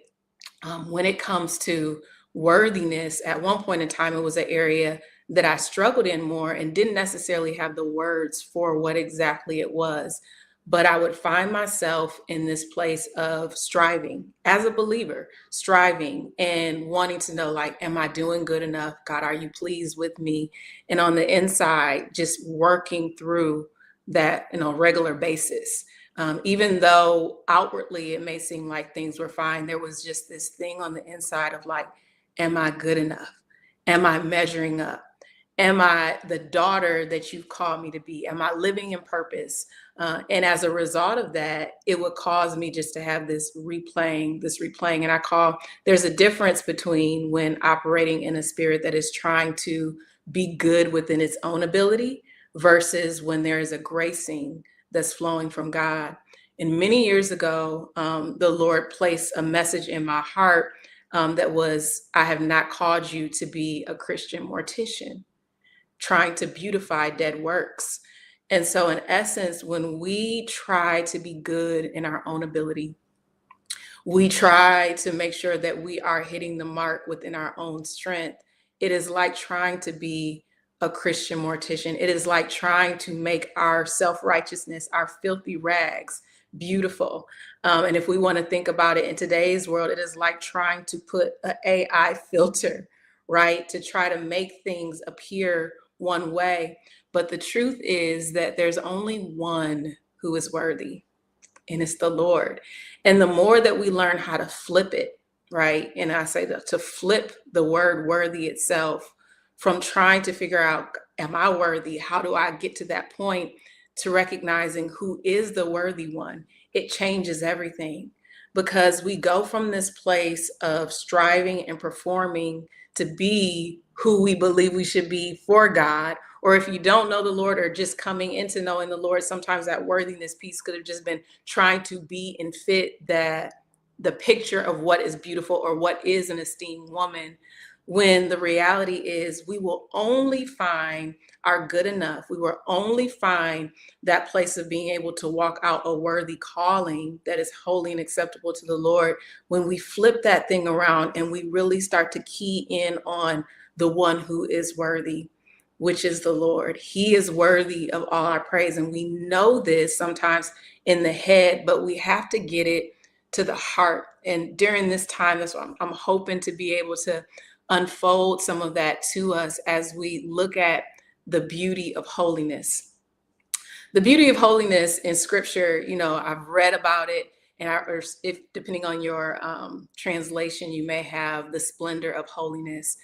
And if you've been in church for a while, you've heard this phrase, but I hadn't taken the time to really do like a deeper study of the beauty of holiness. And I just want to encourage you, even in your own time, just to go to these different scriptures. I'm going to share them. I'm not going to read through all of them, but these are scriptures where beauty of holiness is listed. So First Chronicles 16:29, Second Chronicles 20:21, and Psalm 29:2, Psalm 96:9, and Psalm 110:3. So even in your own time, I want to encourage you to really go and to look through those scriptures. But if we break down beauty of holiness, the first word is beauty. And if you have your concordance, you'll want to look at the one that's 1927, because there are multiple versions of beauty in the scripture. And I want to just do a little bit of a comparison of the beauty of holiness versus beauty that fades. And so when we see this word beauty in particular, when it's talking about the beauty of holiness, it's talking about to decorate with beauty and to honor, and holiness being a sacred place or thing, to be consecrated, to be set aside even the word sanctuary is used. So when we're seeing the word beauty of holiness, it's literally saying to decorate the Lord with words of honor, to ascribe to him the glory that is due his name. So when you hear this beauty of holiness, I want you to start to picture, as you are speaking about the Lord, as you are saying how majestic he is, as you're saying how holy he is, as you're ascribing to him the glory that is due his name, you are literally decorating God with honor. So beauty of holiness and operating in that place and is recognizing who God is seeing and understanding that he is worthy. And the thing about it is we begin to behold him, we start to worship him from this place of knowing and understanding. In order to even operate in the beauty of holiness, it means we have to first see, right? Because it's all about seeing and knowing who God is. It's about actually speaking and giving him the honor that is due his name. And we can only speak honorable to the degree that we know somebody, even in the natural, right? I can really only honor a person to the degree that I know them. If I don't know them that well, I can still be kind. But if I know a person, I know their ways, I know the things that touch their heart, then it gives me the ability to honor them in a very personalized, unique way. So it is with the Lord. When it comes to the beauty of holiness, we have to actually be able to understand. We have to actually be able to see. And so by revelation, right, I think about in the book of Revelation, where we see the living creatures, especially the ones that are full of eyes. And it says that day and night, they literally are saying, holy, holy, holy. And I remember when I first heard a teaching on that piece around how they literally are always crying out to how he's holy, right? And they're giving glory to his name. And when they're saying holy, it's because another dimension of who he is being revealed, right? As they look at the Lord, there's more that they're seeing because of how infinite, how vast God is. There's always something new that they're seeing. And so they're crying out, holy, holy, every single time. And so when we talk about what it is to operate in the beauty of holiness, it's about us becoming one with the Lord. And by becoming one with the Lord, meaning one who knows him and he knows us. It's about us knowing the word. It's about spending time. But also, as we heard our sis just talking about, it's the testimony too. If you go and you read those different scriptures, and I think I want to take us to the book of Psalm 96. And I'll read 1-9. It says, "Oh, sing to the Lord a new song. Sing to the Lord, all the earth. Sing to the Lord, bless his name. Tell of his salvation from day to day. Declare his glory among the nations, his marvelous works among all the peoples. For great is the Lord and greatly to be praised. He is to be feared above all gods. For all the gods of the people are worthless idols, but the Lord made the heavens. Splendor and majesty are before him. Strength and beauty are in his sanctuary. Ascribe to the Lord, O families of the peoples. Ascribe to the Lord glory and strength. Ascribe to the Lord the glory due his name. Bring an offering and come into his courts. Worship the Lord in the splendor of holiness. Tremble before him, all the earth." So we see in scripture this example, and it's also a part of our testimony. And so as God is blessing us, it's an opportunity for us to worship him in the beauty of holiness, for us to literally decorate him with honor. When I think about different times in my life where I've had to go through different things, whether it was a health condition or a crushing that takes place, there's always a greater dimension of oil that comes with that. But not only, there's a rising that comes up as a part of your testimony. And so to worship him in the beauty of holiness, in the splendor of who he is to begin to say who he is to him. It's to see him and it's to recognize him. And as a result of it, the proper response, the only thing that's really able to come forth is praise, honor, glory due his name. Why am I wanting to key into this so much? And how does this connect to the worthiness piece? As we behold the Lord, we recognize that he is worthy of praise. But what's so beautiful too is as we're ministering to him, there's no way that you can stay eyes locked with God. There's no way that you can have your heart postured to him and you also not be changed on the inside. It's an inner working when we get our heart set on adoring the Lord. Adoration, to adore him. I want you to like hold on to these words: worthy, adoration. Like I want these to get like in your head, stuck in your head. Worthy, adoration. If you can have a heart posture that's intentional, like to set your intention on the worthiness of God and to adore him, how can I decorate the Lord with words of adoration? How can I decorate the Lord with my actions? How can I, on a regular basis, be intentional about that? And here we're seeing in Psalm, and you will see it over and over in the book of Psalms, right? Is so many different opportunities to give testimony to what he has done, right? And is spoken. But we also see different examples in the scripture of the beauty of holiness through adoration in action as well. If we see the woman with the alabaster box, right? She saw and recognized him as Messiah. The seeing part is really important because we can't worship him in the beauty of holiness if we're not seeing. So she was able to see and recognize him as Messiah. And so as a result of that, in the beauty of holiness, right, she broke open the alabaster box, right? And really it was a picture of anointing him for the burial that was to take place before. And then of course there would be the resurrection. But those among didn't necessarily see, right? And they're like, why is she wasting this oil? Really, because it was what was in their own hearts though, right? But she was an example of worshiping him, of decorating him, honoring him based on who he was, right? And laying at his feet, right? That's such a picture of what it means to operate. And when we see beauty of holiness, again, it's him, it's to him, right? The beauty of holiness, worship in the beauty of holiness is to worship with eyes focused on him and beginning to speak and ascribe to who he is. It's intentionally taking the time to testify of what God has done.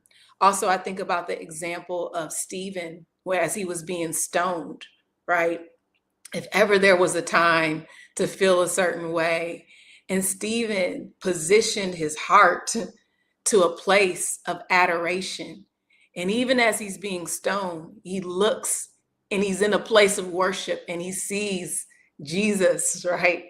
At the right hand of the Father, like he sees in this place of worship, right? And even as he is literally leaving, you know, his heart posture is to the Lord. And we know this because the love of God flowed from his heart. And he said the same thing Jesus said, right?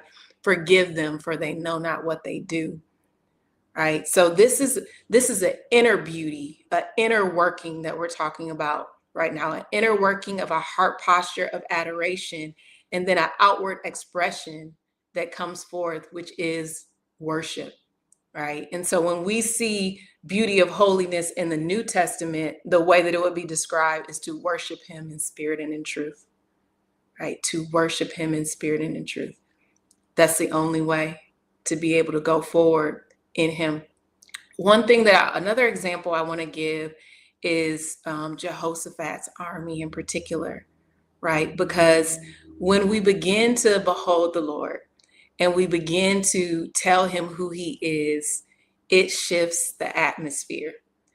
And with Jehoshaphat's army, literally to go out in order to defeat them, he said, okay, he consulted and he said, get the praisers to go forth and to go forth in the beauty of holiness. And so literally they went out singing songs of praise. And as a result of singing songs of praise and declaring who God is, ambushes were set up against the enemy. They won the war through the worship. A lot of the things that we face and the things that we go through, worship is a place where we push through. In the times where I have been in some of the greatest levels of depression that I needed to break through in my life, I broke through literally through worship. Like worship is a thing that has been the breaker in my life at the most difficult times. It's a dance that will come forth. It's a song that may come forth. Sometimes it's just even a heart-to-heart thing that's happening on the inside. Sometimes it's a get up and go do something for somebody else, but it's always a form of worship. And there's always this place of a repentance before the Lord, right? Because repentance is literally changing your mind, which is getting in alignment. If we can make it as simple as possible, it's getting in alignment with God, with who he is, and also with what he is saying to you, who he says you are, right? As a child, as a daughter, as a son of God, right? Getting in alignment and being able to walk forward and move. And so to really understand what it is to be in a position for God to be able to move on our behalf is to understand that it's not about us.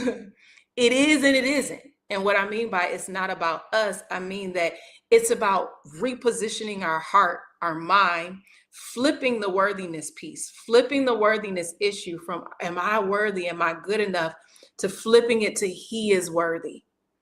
And as I behold him and as I focus on how worthy he is, it changes me. I'm not the same. It changes me. And the thing about it is, it's all about ministering to him. And God is so good because as we minister to him, he's pouring it back out to us. As we focus on him, there's no other way. What we behold, we become. And so we know this in 2 Corinthians, it talks about Moses, how he had to put a veil over his face because they could not look steadily at him. But it tells us that we know the veil has now been ripped. And we all beholding as a mirror the glory of the Lord are being transformed into the same image from glory to glory. That's beautiful. That's freedom. So first we have to see God.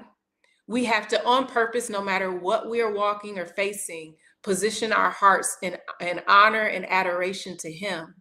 And from that place, as we begin to testify, as we begin to tell God who he is, and even if it's hard at times, if you feel like you're just hitting this place where you're trying to get through, if you just start to minister to the Lord, I promise you will get stirred. You cannot focus on him for long and not start to get stirred on the inside. The more you see, the more revelation that comes forth of who God is, the more is going to pour out of you. The more you're going to find yourself magnifying his name, because that's the only proper response that's going to come forth versus fleeting beauty, right? If we look in the book of Proverbs, Proverbs 31, almost every woman knows Proverbs 31, right? We will see how it talks about charm is deceitful and beauty is vain, but a woman who fears the Lord, she shall be praised. And if you look at beauty in that context, it's talking about outward beauty.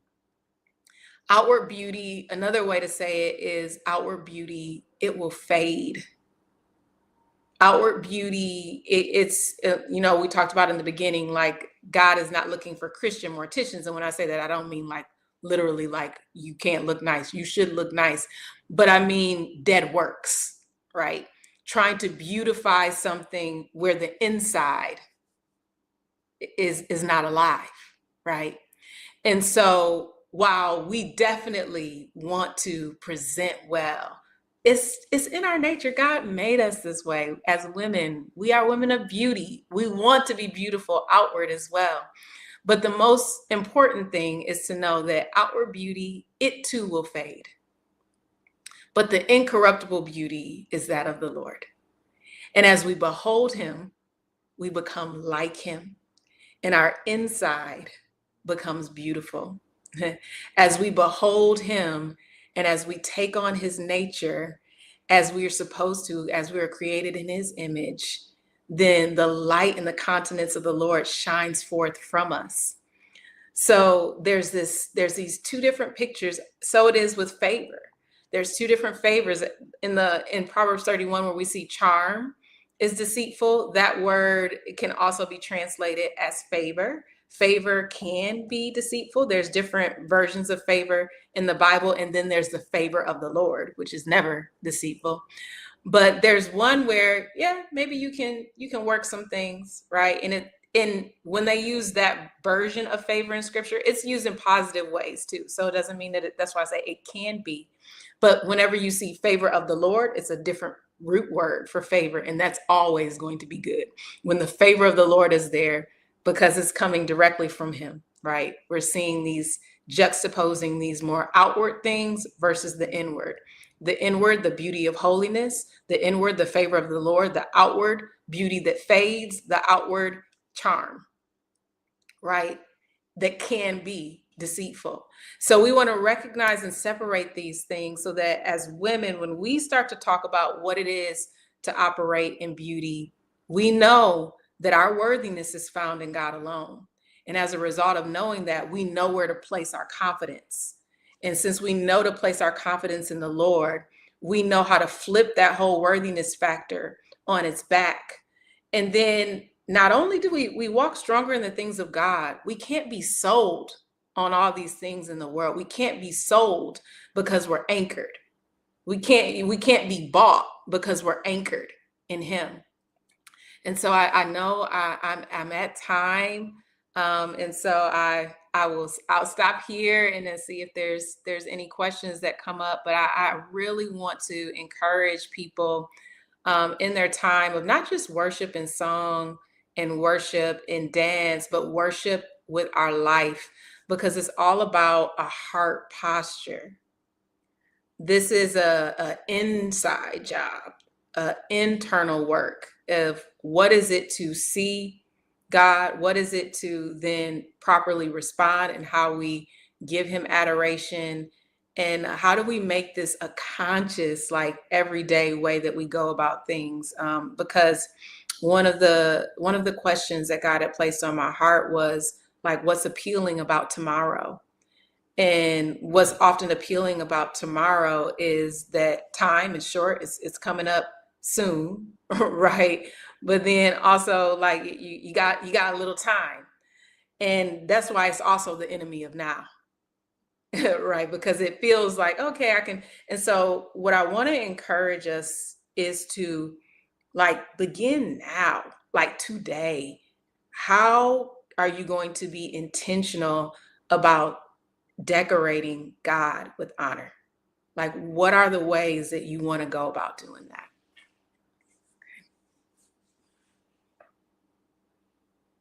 Oh, I can't hear you. You're muted. Thank you. Thank you so much. Um, that's so good. That is so good. You said so many things. My God. And it resonates strongly, and it should resonate deeply within everyone here, because by all means, we should first, before we're anything else. So we know we exist. We know we may be a woman. We know all of these things that we can subscribe to as to who we are. But I would say that the number one thing that we should be after sons of God, we know we were created in his image and in his likeness. And you touched on that as well. But we should be a worshiper. Yes. We should be a worshiper. And so oh my God, like I said, this subject to me was just personal. This was such a personal subject, because truly we can identify with, or we should be able to identify with, being a worshiper. And I recall the other day I was speaking to someone and I said, what would it look like if we all walked around, and I'm not saying out loud, going around shouting out Jesus and you know what I'm saying? Do you? Mm-hmm. Yeah. What I was saying to them in the conversation, without actually exposing our conversation, but what if we actually walked around saying within ourselves, because God knows what's in our heart. But what if we walked around all day just worshiping Mm-hmm. the Lord internally? What if we walked around just saying Jesus? What if we walked around inside saying, Father, I love you, I adore you? What if we walked around? Do you know how that would shift the atmospheres in our workplace, in the stores, in the marketplace? Do you know how that would resonate and shift the atmosphere? Yeah. And I believe truly that this is what's needed in this now season. We understand the season that we're in, and I don't want to go too much into that, but all we need is a word. Yeah. And we know that that word that we need is Jesus, because he is the living word. Yes. So if he manifested among us, if he took on flesh, right, and manifested among us, can you imagine the glory that would show up just by saying his name, just by honoring him within ourselves, within our hearts, and knowing that the Lord is looking at our hearts. He's looking right now at the posture of our hearts. But if we continually magnified him within our hearts, if we continually meditated on his goodness within our hearts, we would be shifting and changing atmospheres. And so I salute you, my God. I salute you, woman of God, on today and every day. You know, I love you. I tell you that all the time. Yes, absolutely. Absolutely. I want to thank you for your time. I want to ask you a few things before we close out. So I know that you have embarked upon a new project, and obviously it is before us. Jocelyn Speaks Life. And so I know that you have something that is out there and circulating, and have given us the permission to actually share it.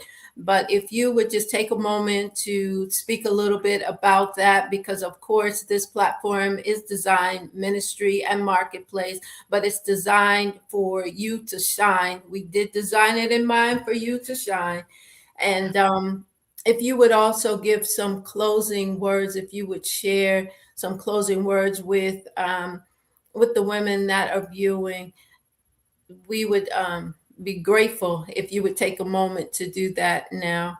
Yeah, sure thing. So, Speak Life Jazz is really a way for me to encourage people. So, it's in all different forms, whether it is through life coaching, whether it's through putting together workshops that have to do about like soul health, whether it is an opportunity to do something like this. My goal is to be able to share, to encourage people to speak life, in essence. And I also do some voiceover work as well. So if you have a book that you would love to be voiced, and it is a book that is in alignment with who God is, it's an area that I also get a lot of delight in. So when you see Speak Life Jazz, is basically an opportunity for me to impart grace to hearers. I also do that through the form of personalized cards. And those cards in particular are more so for people who are going through a very difficult time. So they're not like greeting cards. They're prophetic in nature. Somebody needs to push through, and you would like to reach out for something personalized in that way. That's also something that I do. I have some mini courses that I've also put together. One that is on your prequel, which in essence is about understanding how important your pre is before you actually conceive, because what you do in your prequel determines the level of the health of what you conceive later in birth. And so it's about what some may call like those long waiting seasons. What are you doing? How are you stewarding it? And so if you're interested in learning more, you can feel free to email me at Joslyn, spelled Joslyn, at speaklifejazz.com. So those are a couple of things. Also, if you're interested in the intersection of faith and public health, would love to have a conversation, because I would love to see the faith community healthier and stronger. And so just a couple of last words is just the reminder that our righteousness is in Christ Jesus alone. And so when we recognize that that is the root, we no longer find ourselves in this place of striving or trying to perform, but we find ourselves being rooted in God. And so we start to operate from a place of grace. There's a totally different, there's an ease. It doesn't mean life is easy, because there are trials, tribulations, afflictions, and things that we face, but we draw from the strength of the Lord. In our weakness, he is strong. We begin to draw from that place. We no longer are trying to figure everything out in our own ability. We learn how to rest versus striving. That is the area that I love to talk to people about the most, because it is the area that I've had to overcome the most in. So previously, I used to share more on something that I called the Pharisee in me, which in my case, there's all different types. And I go through that with people to help them identify where maybe they need to cut off a Pharisee-like root in their life. But mine was an extremely harsh inner critic, basically a Pharisee that was judging myself. And so I want to encourage you, especially if you have a tough inner critic, or you have found yourself in this place of striving, that you don't have to continue in that place. There is grace for you. And that is a place of recognizing you will not be good enough in your own ability. You are not worthy within yourself. There's only one who is worthy. It is the Lord. And from that root, from that place of grace, is where you draw strength. And so, again, I'm honored that I had the opportunity to be here.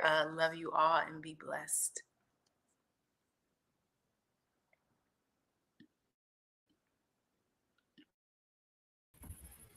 I apologize. Thank you. Thank you so much. Thank you so much. We honor you. You also tapped into our a earlier segment that we actually had. I want to call her doctor, because she is definitely on her journey to be a doctor. But Kayla Clancy, who is a licensed practicing, I call her professional counselor, and she spoke earlier this week on the inner critic. And so I think that many of us need to capture that and get a hold to who's speaking, because the Lord truly said that my sheep know my voice, and a stranger they will not hearken to, they won't listen to, won't make way for, but they will only honor and make way for the voice and the word of the Lord. And so thank you once again. Thank you so much, woman of wisdom, Jocelyn Johnson, Dr. Jocelyn Johnson. Thank you so much for taking the time to come out and share with us on today. And of course, we will be delighted to have you back at a later time and space within the same space, to offer more to the women, to empower women of wisdom. So thank you so much, and blessings to you, upon you, and continue. Yes. God bless. Bye-bye. Right. Wow. Wow. Okay, women of wisdom. Wow. You know the drill. When I say wow, you say wisdom. When I say wow, you say wisdom. When I say wow, you say wisdom. Wow. Wow. Wow. Yes. And so we thank you. We honor Dr. Jocelyn Johnson. I just want to, before I pull up my next speaker to the platform, we want to remind you that this platform was created for legends, leaders, and legacy. And so our scripture, foundational scripture for this platform is Proverbs 31:25, that strength and honor is her clothing. That is the clothing of the wild woman, strength and honor. So the scripture says, strength and honor are her clothing, and she shall rejoice in the time to come. But we want to also add that the woman is robed in wisdom, the spirit of wisdom. That is the wild wisdom, robed and clothed in the spirit of wisdom. And so at this time, we want to just take a moment to highlight some of the businesses in the community. We want you to write down the numbers, make sure that you call, go on the website, and bring business to these businesses so that they are able to stay in business and operate in the manner that which God has purpose for them to operate in.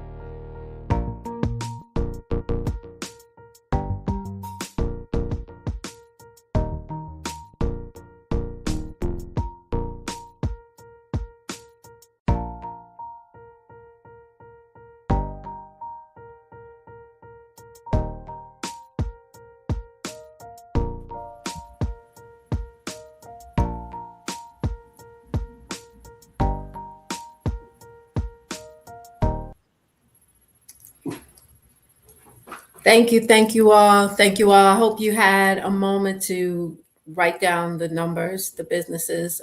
I just noticed that some of them, the print was a little small, so we will make sure that all of those numbers are out. Those a shout out to the businesses in here in Texas, in the surrounding area of Dallas, Fort Worth, and we want to also give a shout out. We had Bridgeport, Connecticut. I believe there's also numbers for Stamford, Connecticut. So we want to give out the shout out to East Coast, West Coast. We also had the Carolinas. There's Wink Culture for every woman that needs her eyelashes done, and you are in that Carolina area. Please, Raleigh, Durham, don't hesitate to run out to Wink Culture and get your eyelashes done. And then also we have Dallas Fort Worth area. We had realtor. Please, please, if you're interested in moving to the Dallas Fort Worth area, I know that she specializes in North Dallas area. But do not hesitate to reach out to the realtor, Natasha Taylor, and she will be happy to serve you. And we are going to take this time to go ahead and honor our next guest coming up. Yeah.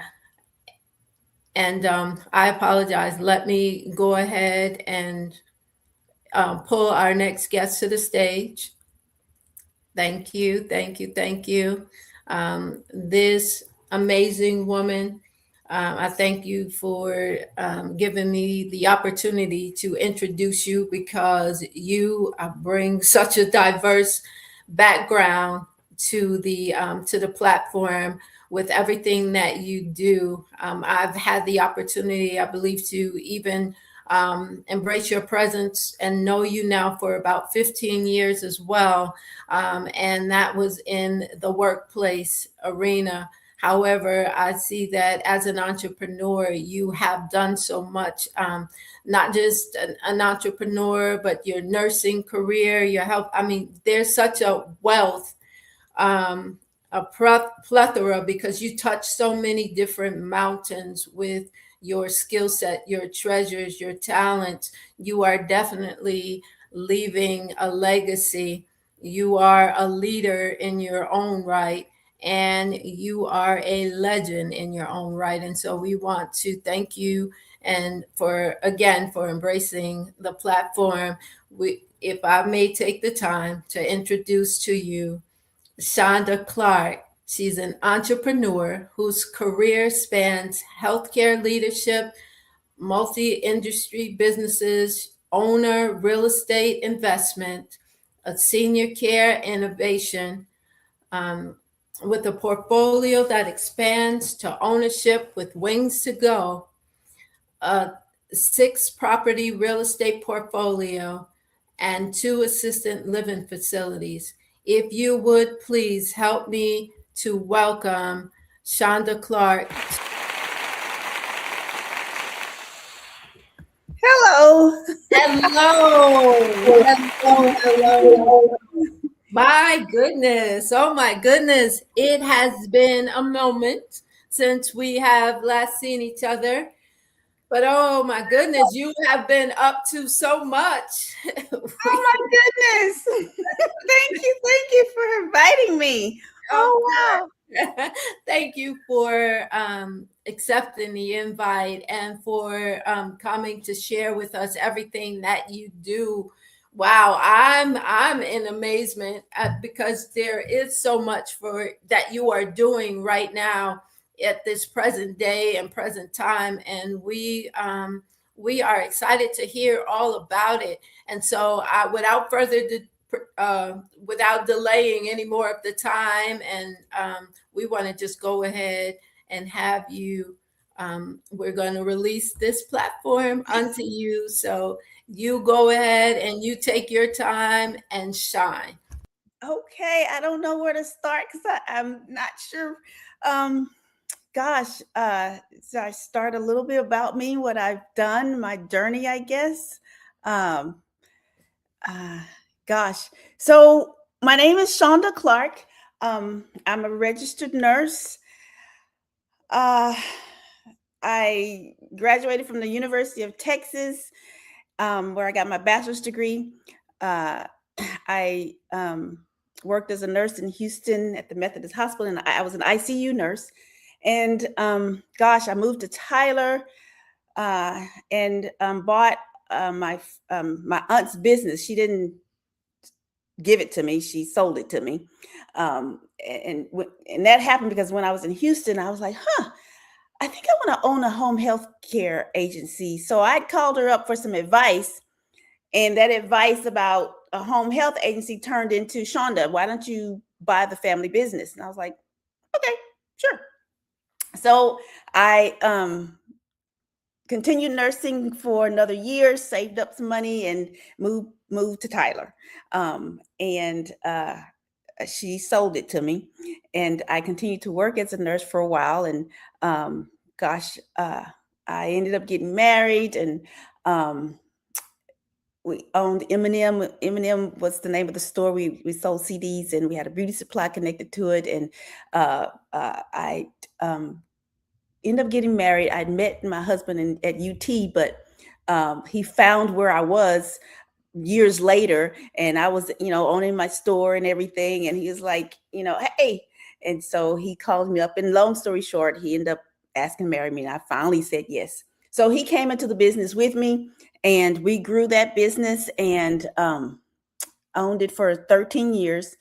And in that 13 years, we ended up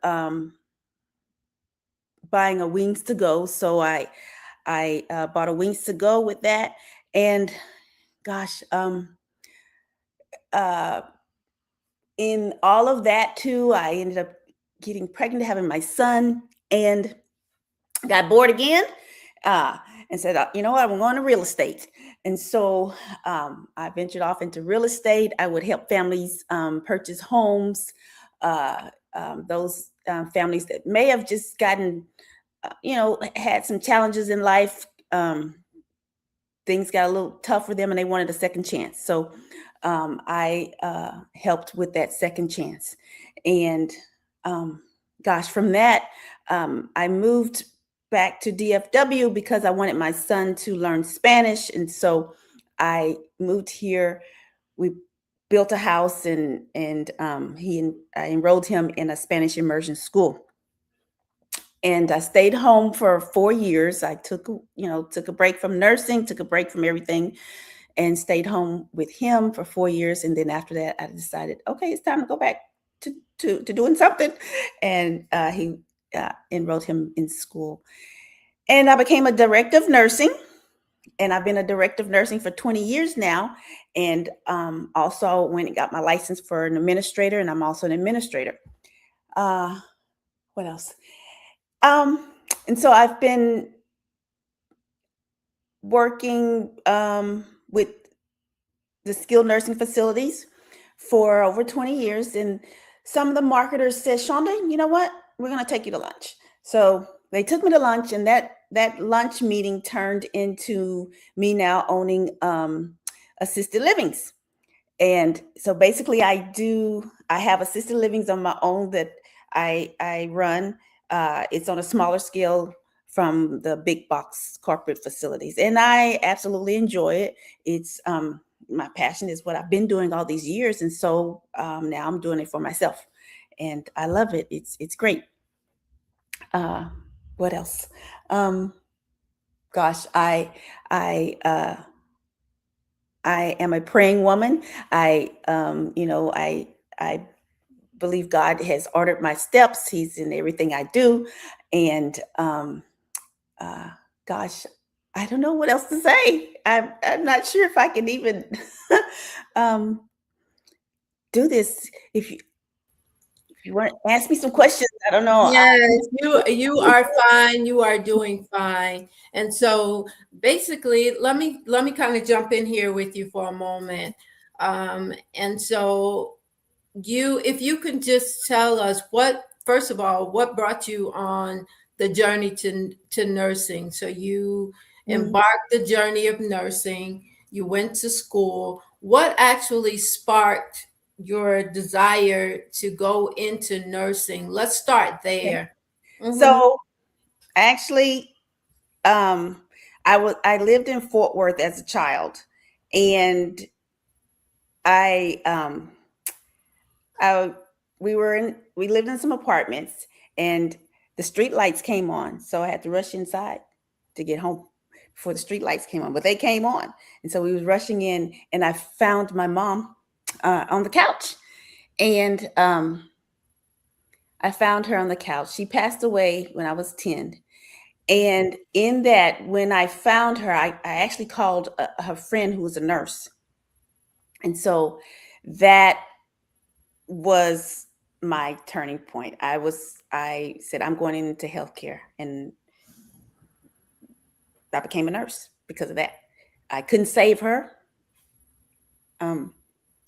And yeah, so I've been taking care of people all my life. Okay. Thank you for that.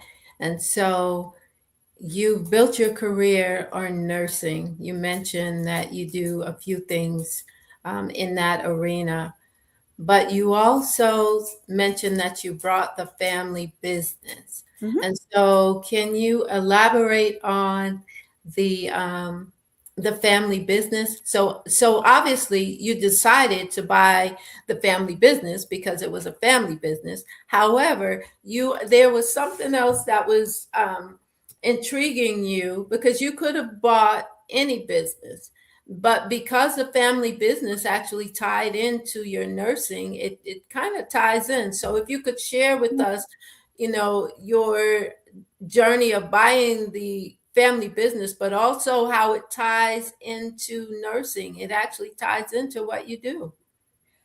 Um, Honestly, I was in Houston and I called my aunt. She started that business in 1969 when back then we sold albums. um, and so she had it was called Eminem Record Store, and she sold albums. And then next to that, she had a beauty supply, and then she had a, a restaurant, all in that one strip. And as a child, as a kid, after my mom passed, my dad moved us to Tyler so that his sister could help raise us while he was on the road because he worked for the railroad.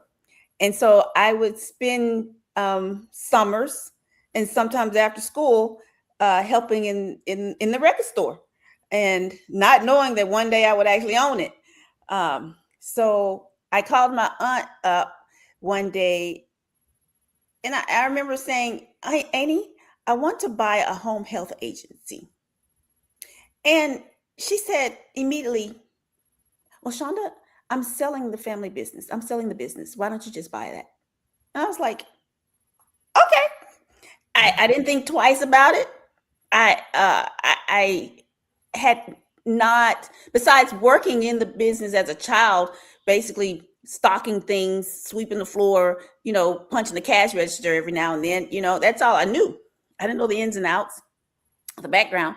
I knew she made a good living, but that's all I knew. So honestly, I just stepped out on faith and said sure. And a year later, I moved to Tyler. And honestly, that's how it happened. I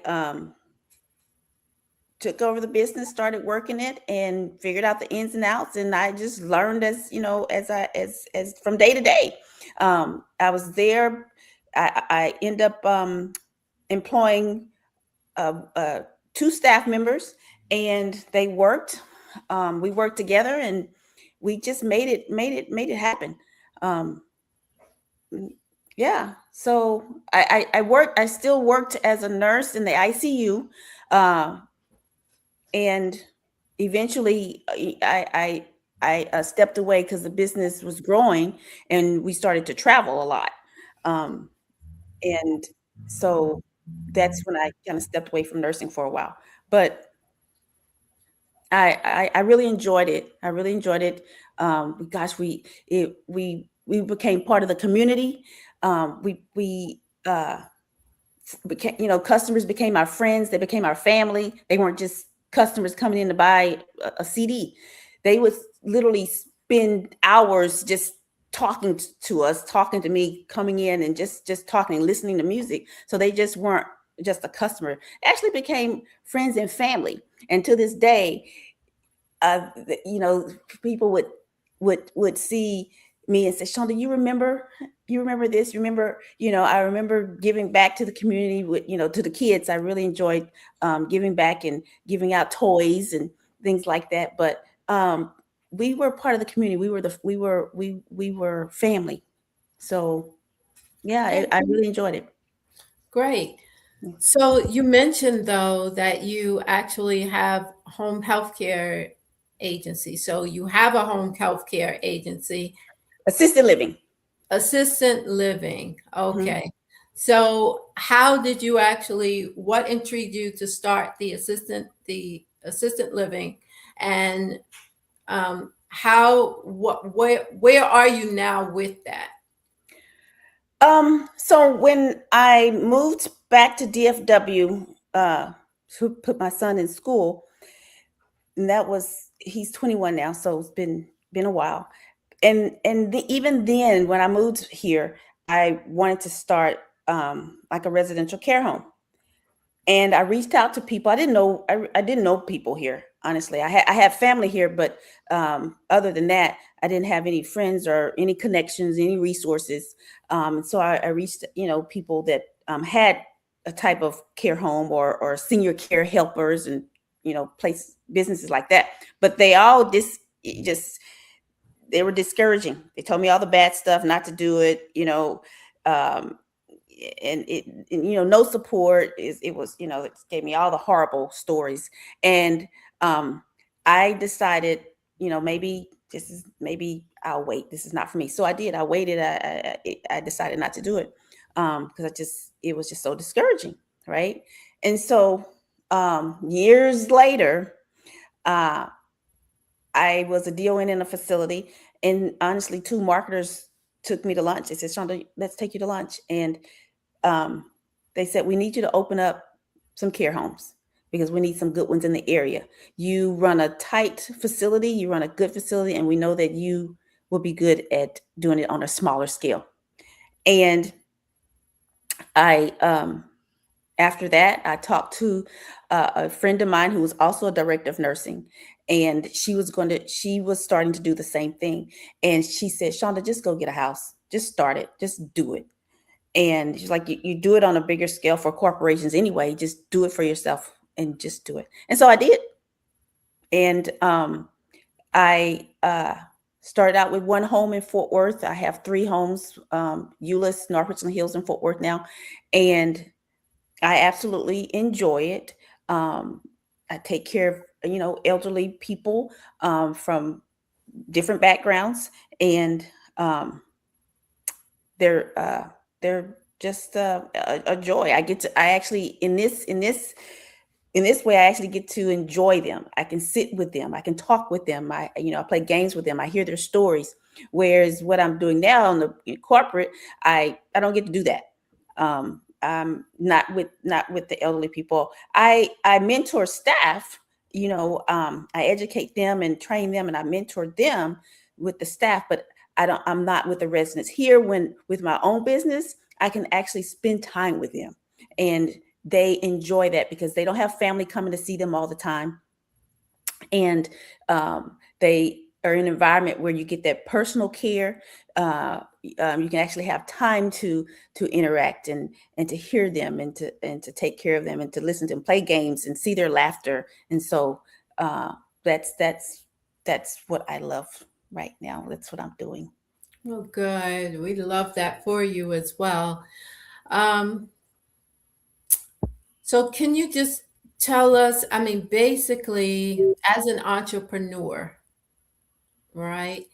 Can you tell us, so what else are you doing at this time? First of all, let me just start there. What else are you doing besides your nursing career, which is on a corporate level, your um, um, assistant living, which is your an entrepreneurial endeavor? What else are you doing? What else am I doing? Well, I just started Clark Consulting too. And where and I actually right before this, I was on the phone with my guy who does my website and all that. So I'm starting that where I will consult with assistant directors of nursing, and to help them grow, to train them how to be great as far as being a director of nursing, providing education. And I also will help and show people how to start an assisted living, do audits, do surveys, what they need to, to steer away from the pitfalls.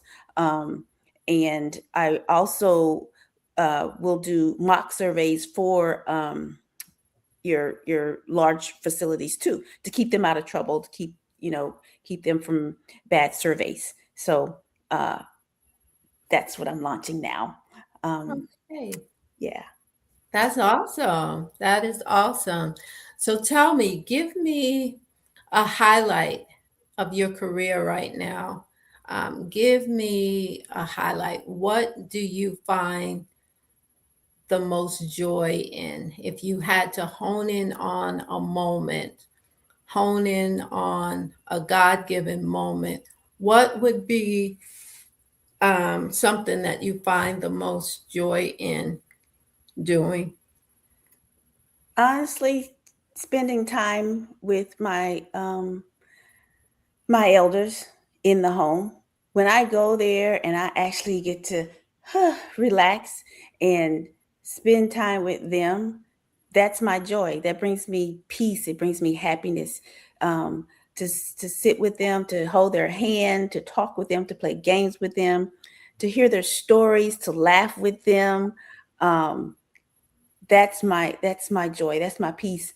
And I've taken care of um, people whose families have trusted me with their loved ones, and they're in a different state and they trust me with their mom or their dad. And to see that whole transition, actually, I've taken care of people that have been with me for a couple of years, and they have passed on with me. And when their family couldn't get there, we were there. We were there holding their hand when they took their last breath. Um, they were happy. They they would write notes of their happiness of being in a place where they feel loved. And so just being present with them, being present and listening to them, um, that brings me joy. That's my highlight. I love doing it. I love that. That's my passion. That's my purpose. I really enjoy that. And the families, they they are happy now because they have their loved ones in a place where they know they're safe, they're secure, and that's where they call home now, right? And they have someone there that will be by their side till that day comes. Mhm. Good. That's good. That's good. Thank you. If anyone needed to contact you or get in touch with you, whether it be for the assistant living program, if they have a loved one that is within this area and they need placement for a loved one, or someone that might be interested in working together with you, learning, or from your consultant business, or even someone that may be looking for some type of employment opportunity that you might offer in one of your assistant um, services, how would someone actually contact you and actually get in touch with you at this point? Hey, just pick up the phone and call. My number has been the same for, my goodness, at least 35 years. The 903 number, yes, the 903-530-1660. Just call. Wow. I'm just very laid back and not formal at all. I just call and say, "Hello, Shonda. I saw you here. I heard you here." And we just go from there. Awesome. I think it is wonderful that you still remain meek, you still remain humble, you still remain true to yourself and to who you are. That's a blessing within itself. You don't you're you know you it Success has not caused you to become puffed up. It has not caused you to become high minded. You can see that truly you have a heart for people, a heart to serve people, which is ultimately a heart to serve God. And so we're thankful and grateful even to be able to, you know, invite you to the platform and to have you share what you're doing now and what you're planning, what you're about to embark on, is it's awesome. And so I'd like to ask you to actually take a moment to speak to, whether it's someone on an entrepreneurial level that is looking to do some of the things that you're doing, whether it's someone on the consultant level where a professional nurse, professional RN, a professional that needs your consultancy. Take a moment to actually speak to, even if it is to an elderly person that is looking for care or a place of care. Would you take a moment, please, to speak to them right now, and just give them your heart? Give them your heart right now. Take a moment to address them. Okay. What would I say to someone who wants to become an entrepreneur? I would say just do it. And if you, gosh, doubt yourself, just, if you're a spiritual person, just pray, and but also surround yourself with positive people. Surround yourself with resources, and surround yourself with people who are smarter than you. Um, I think I know, that's one of the things that I learned. A long time ago.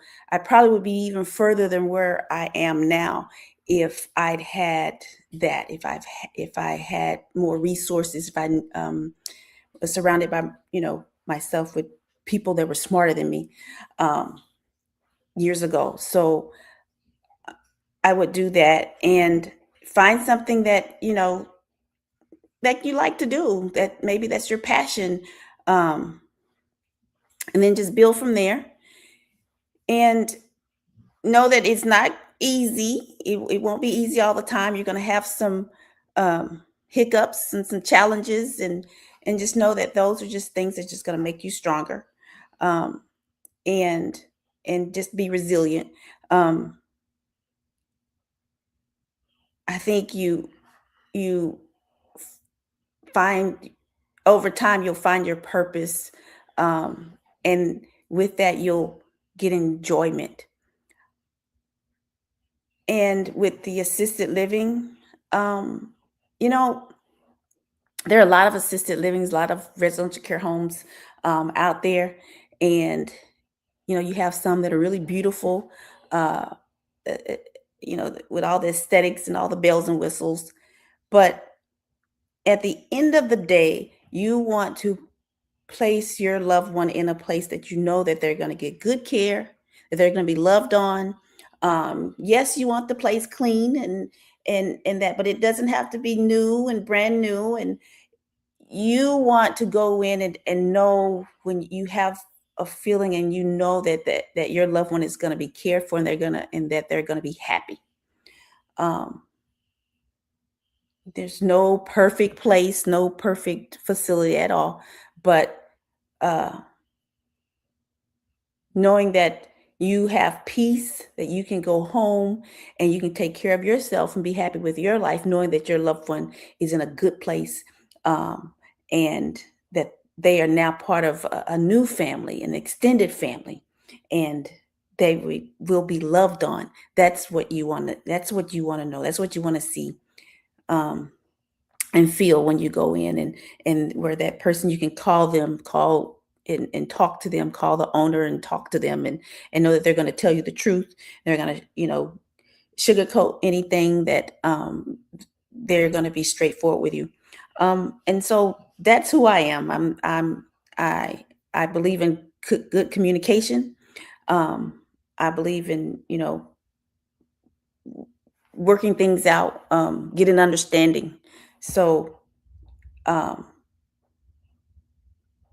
I just I'm just a simple girl, and uh, I just love taking care of elderly people, and I'm a strong educator, and I will give it to you straight, and because that's how I want it given to me. I want the truth. I want to know what I'm getting into.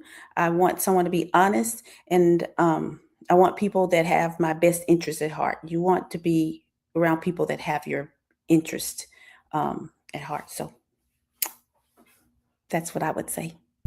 Wonderful. Thank you. Thank you so much. Um, we want to thank you for coming to the platform. Thank you for accepting our invitation to Thank you. come to the platform. We look forward to future, um, doing future things with you. And so I want to take the time again to salute you, Shonda Clark, who is legendary, a leader within your own right. You are truly a leader, not just as a director of nursing, not just as your consultant work, not just as your home living, but you're truly a leader of women during today's time. And so, what's needed is more humility like yours. What's needed more is the example of character like yours. And so, even with that, we know that there is a great legacy that is being laid and left. And so, we thank you and we honor you for that. So, at this time, thank you very much for Yeah. joining us. And we look forward to speaking with you again in the near future. Okay. Thank you very Thank much. you. Thank you.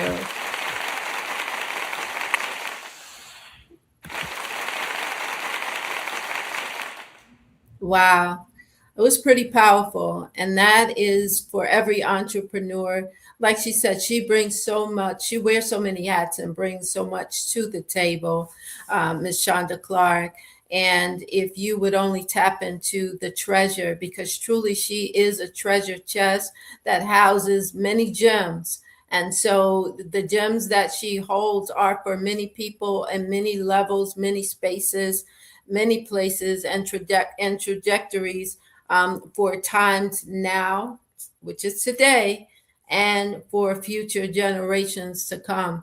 And so, again, we thank Ms. Shonda Clark. At this time, we are going to highlight some of the businesses in the area again, and we want to thank you for joining today the segment of Wow Women's the Workshop. We want to thank you for joining us. We thank you for sharing with each and every speaker from today, and we appreciate you.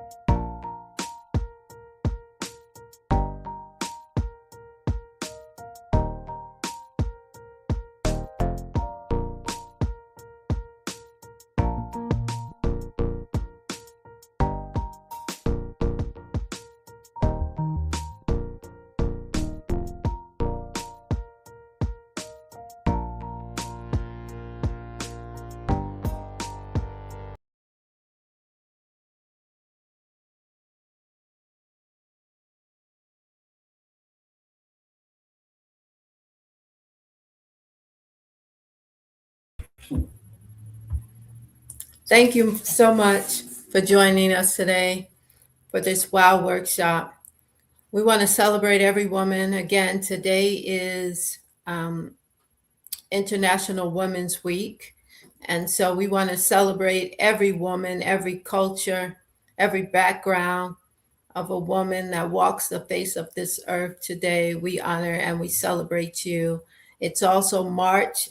March is the national month of women for women here in America, around the states, throughout the states. And so we salute the East Coast. We salute the East Coast, from the East Coast to the West Coast, from the North to the South. Every woman that's here and represents within the United States of America, please make sure you are a praying woman. If you, I mean, in every walk of life, every hat that you wear, make sure you wear the cloak of prayer. And so we know that it is definitely needed during this day and time, but it's always needed for us to stay in a posture of prayer. And we want to thank you all. Thank you all for joining us today. Thank you to a special honor to each and every speaker that has embraced this WOW Women's Workshop a platform. Keep in mind that this platform was actually created with you in mind. It was created for you to shine. This is a place of marketplace as well as ministry as well as marketplace, where they collide, because no matter where you go within the world, worldwide, no matter what you do within the world, ministry resides within you. And so throughout you are actually spreading kingdom throughout the marketplace. I think it is important that we acknowledge that and we embrace that. But without further ado, I want to we're on time and on the schedule and on time. I really want to thank you. Remember, if I was to leave a memorable moment with you all, I want you all to create a memorable moment. Keeping in mind that you are a legendary woman within yourself. You are a leader of today's time, and you are leaving a legacy. So I want you to take a moment to think of someone that you are grateful that God has placed into your life, that you are grateful to have had in your life, whether she is a legend, whether she was a leader, or whether to whatever capacity she served in your life. Think of that woman, and then think of the legacy that you are creating today and you want to see within the future of tomorrow. Write a letter to your future self. Write a letter to your future self, and make sure that you make every moment count in being the leader of today and the legend of tomorrow. Remember, you are leaving a legacy.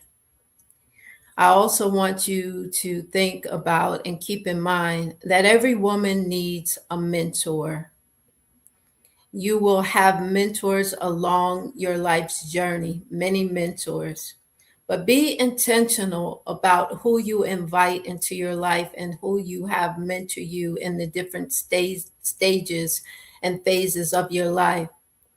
You're transitioning, you're becoming, and it's important that key people, key mentors, key coaches play a key role in your life. And so take the time, be intentional about that. Be intentional about that, and make sure that you put people in places and spaces within your life.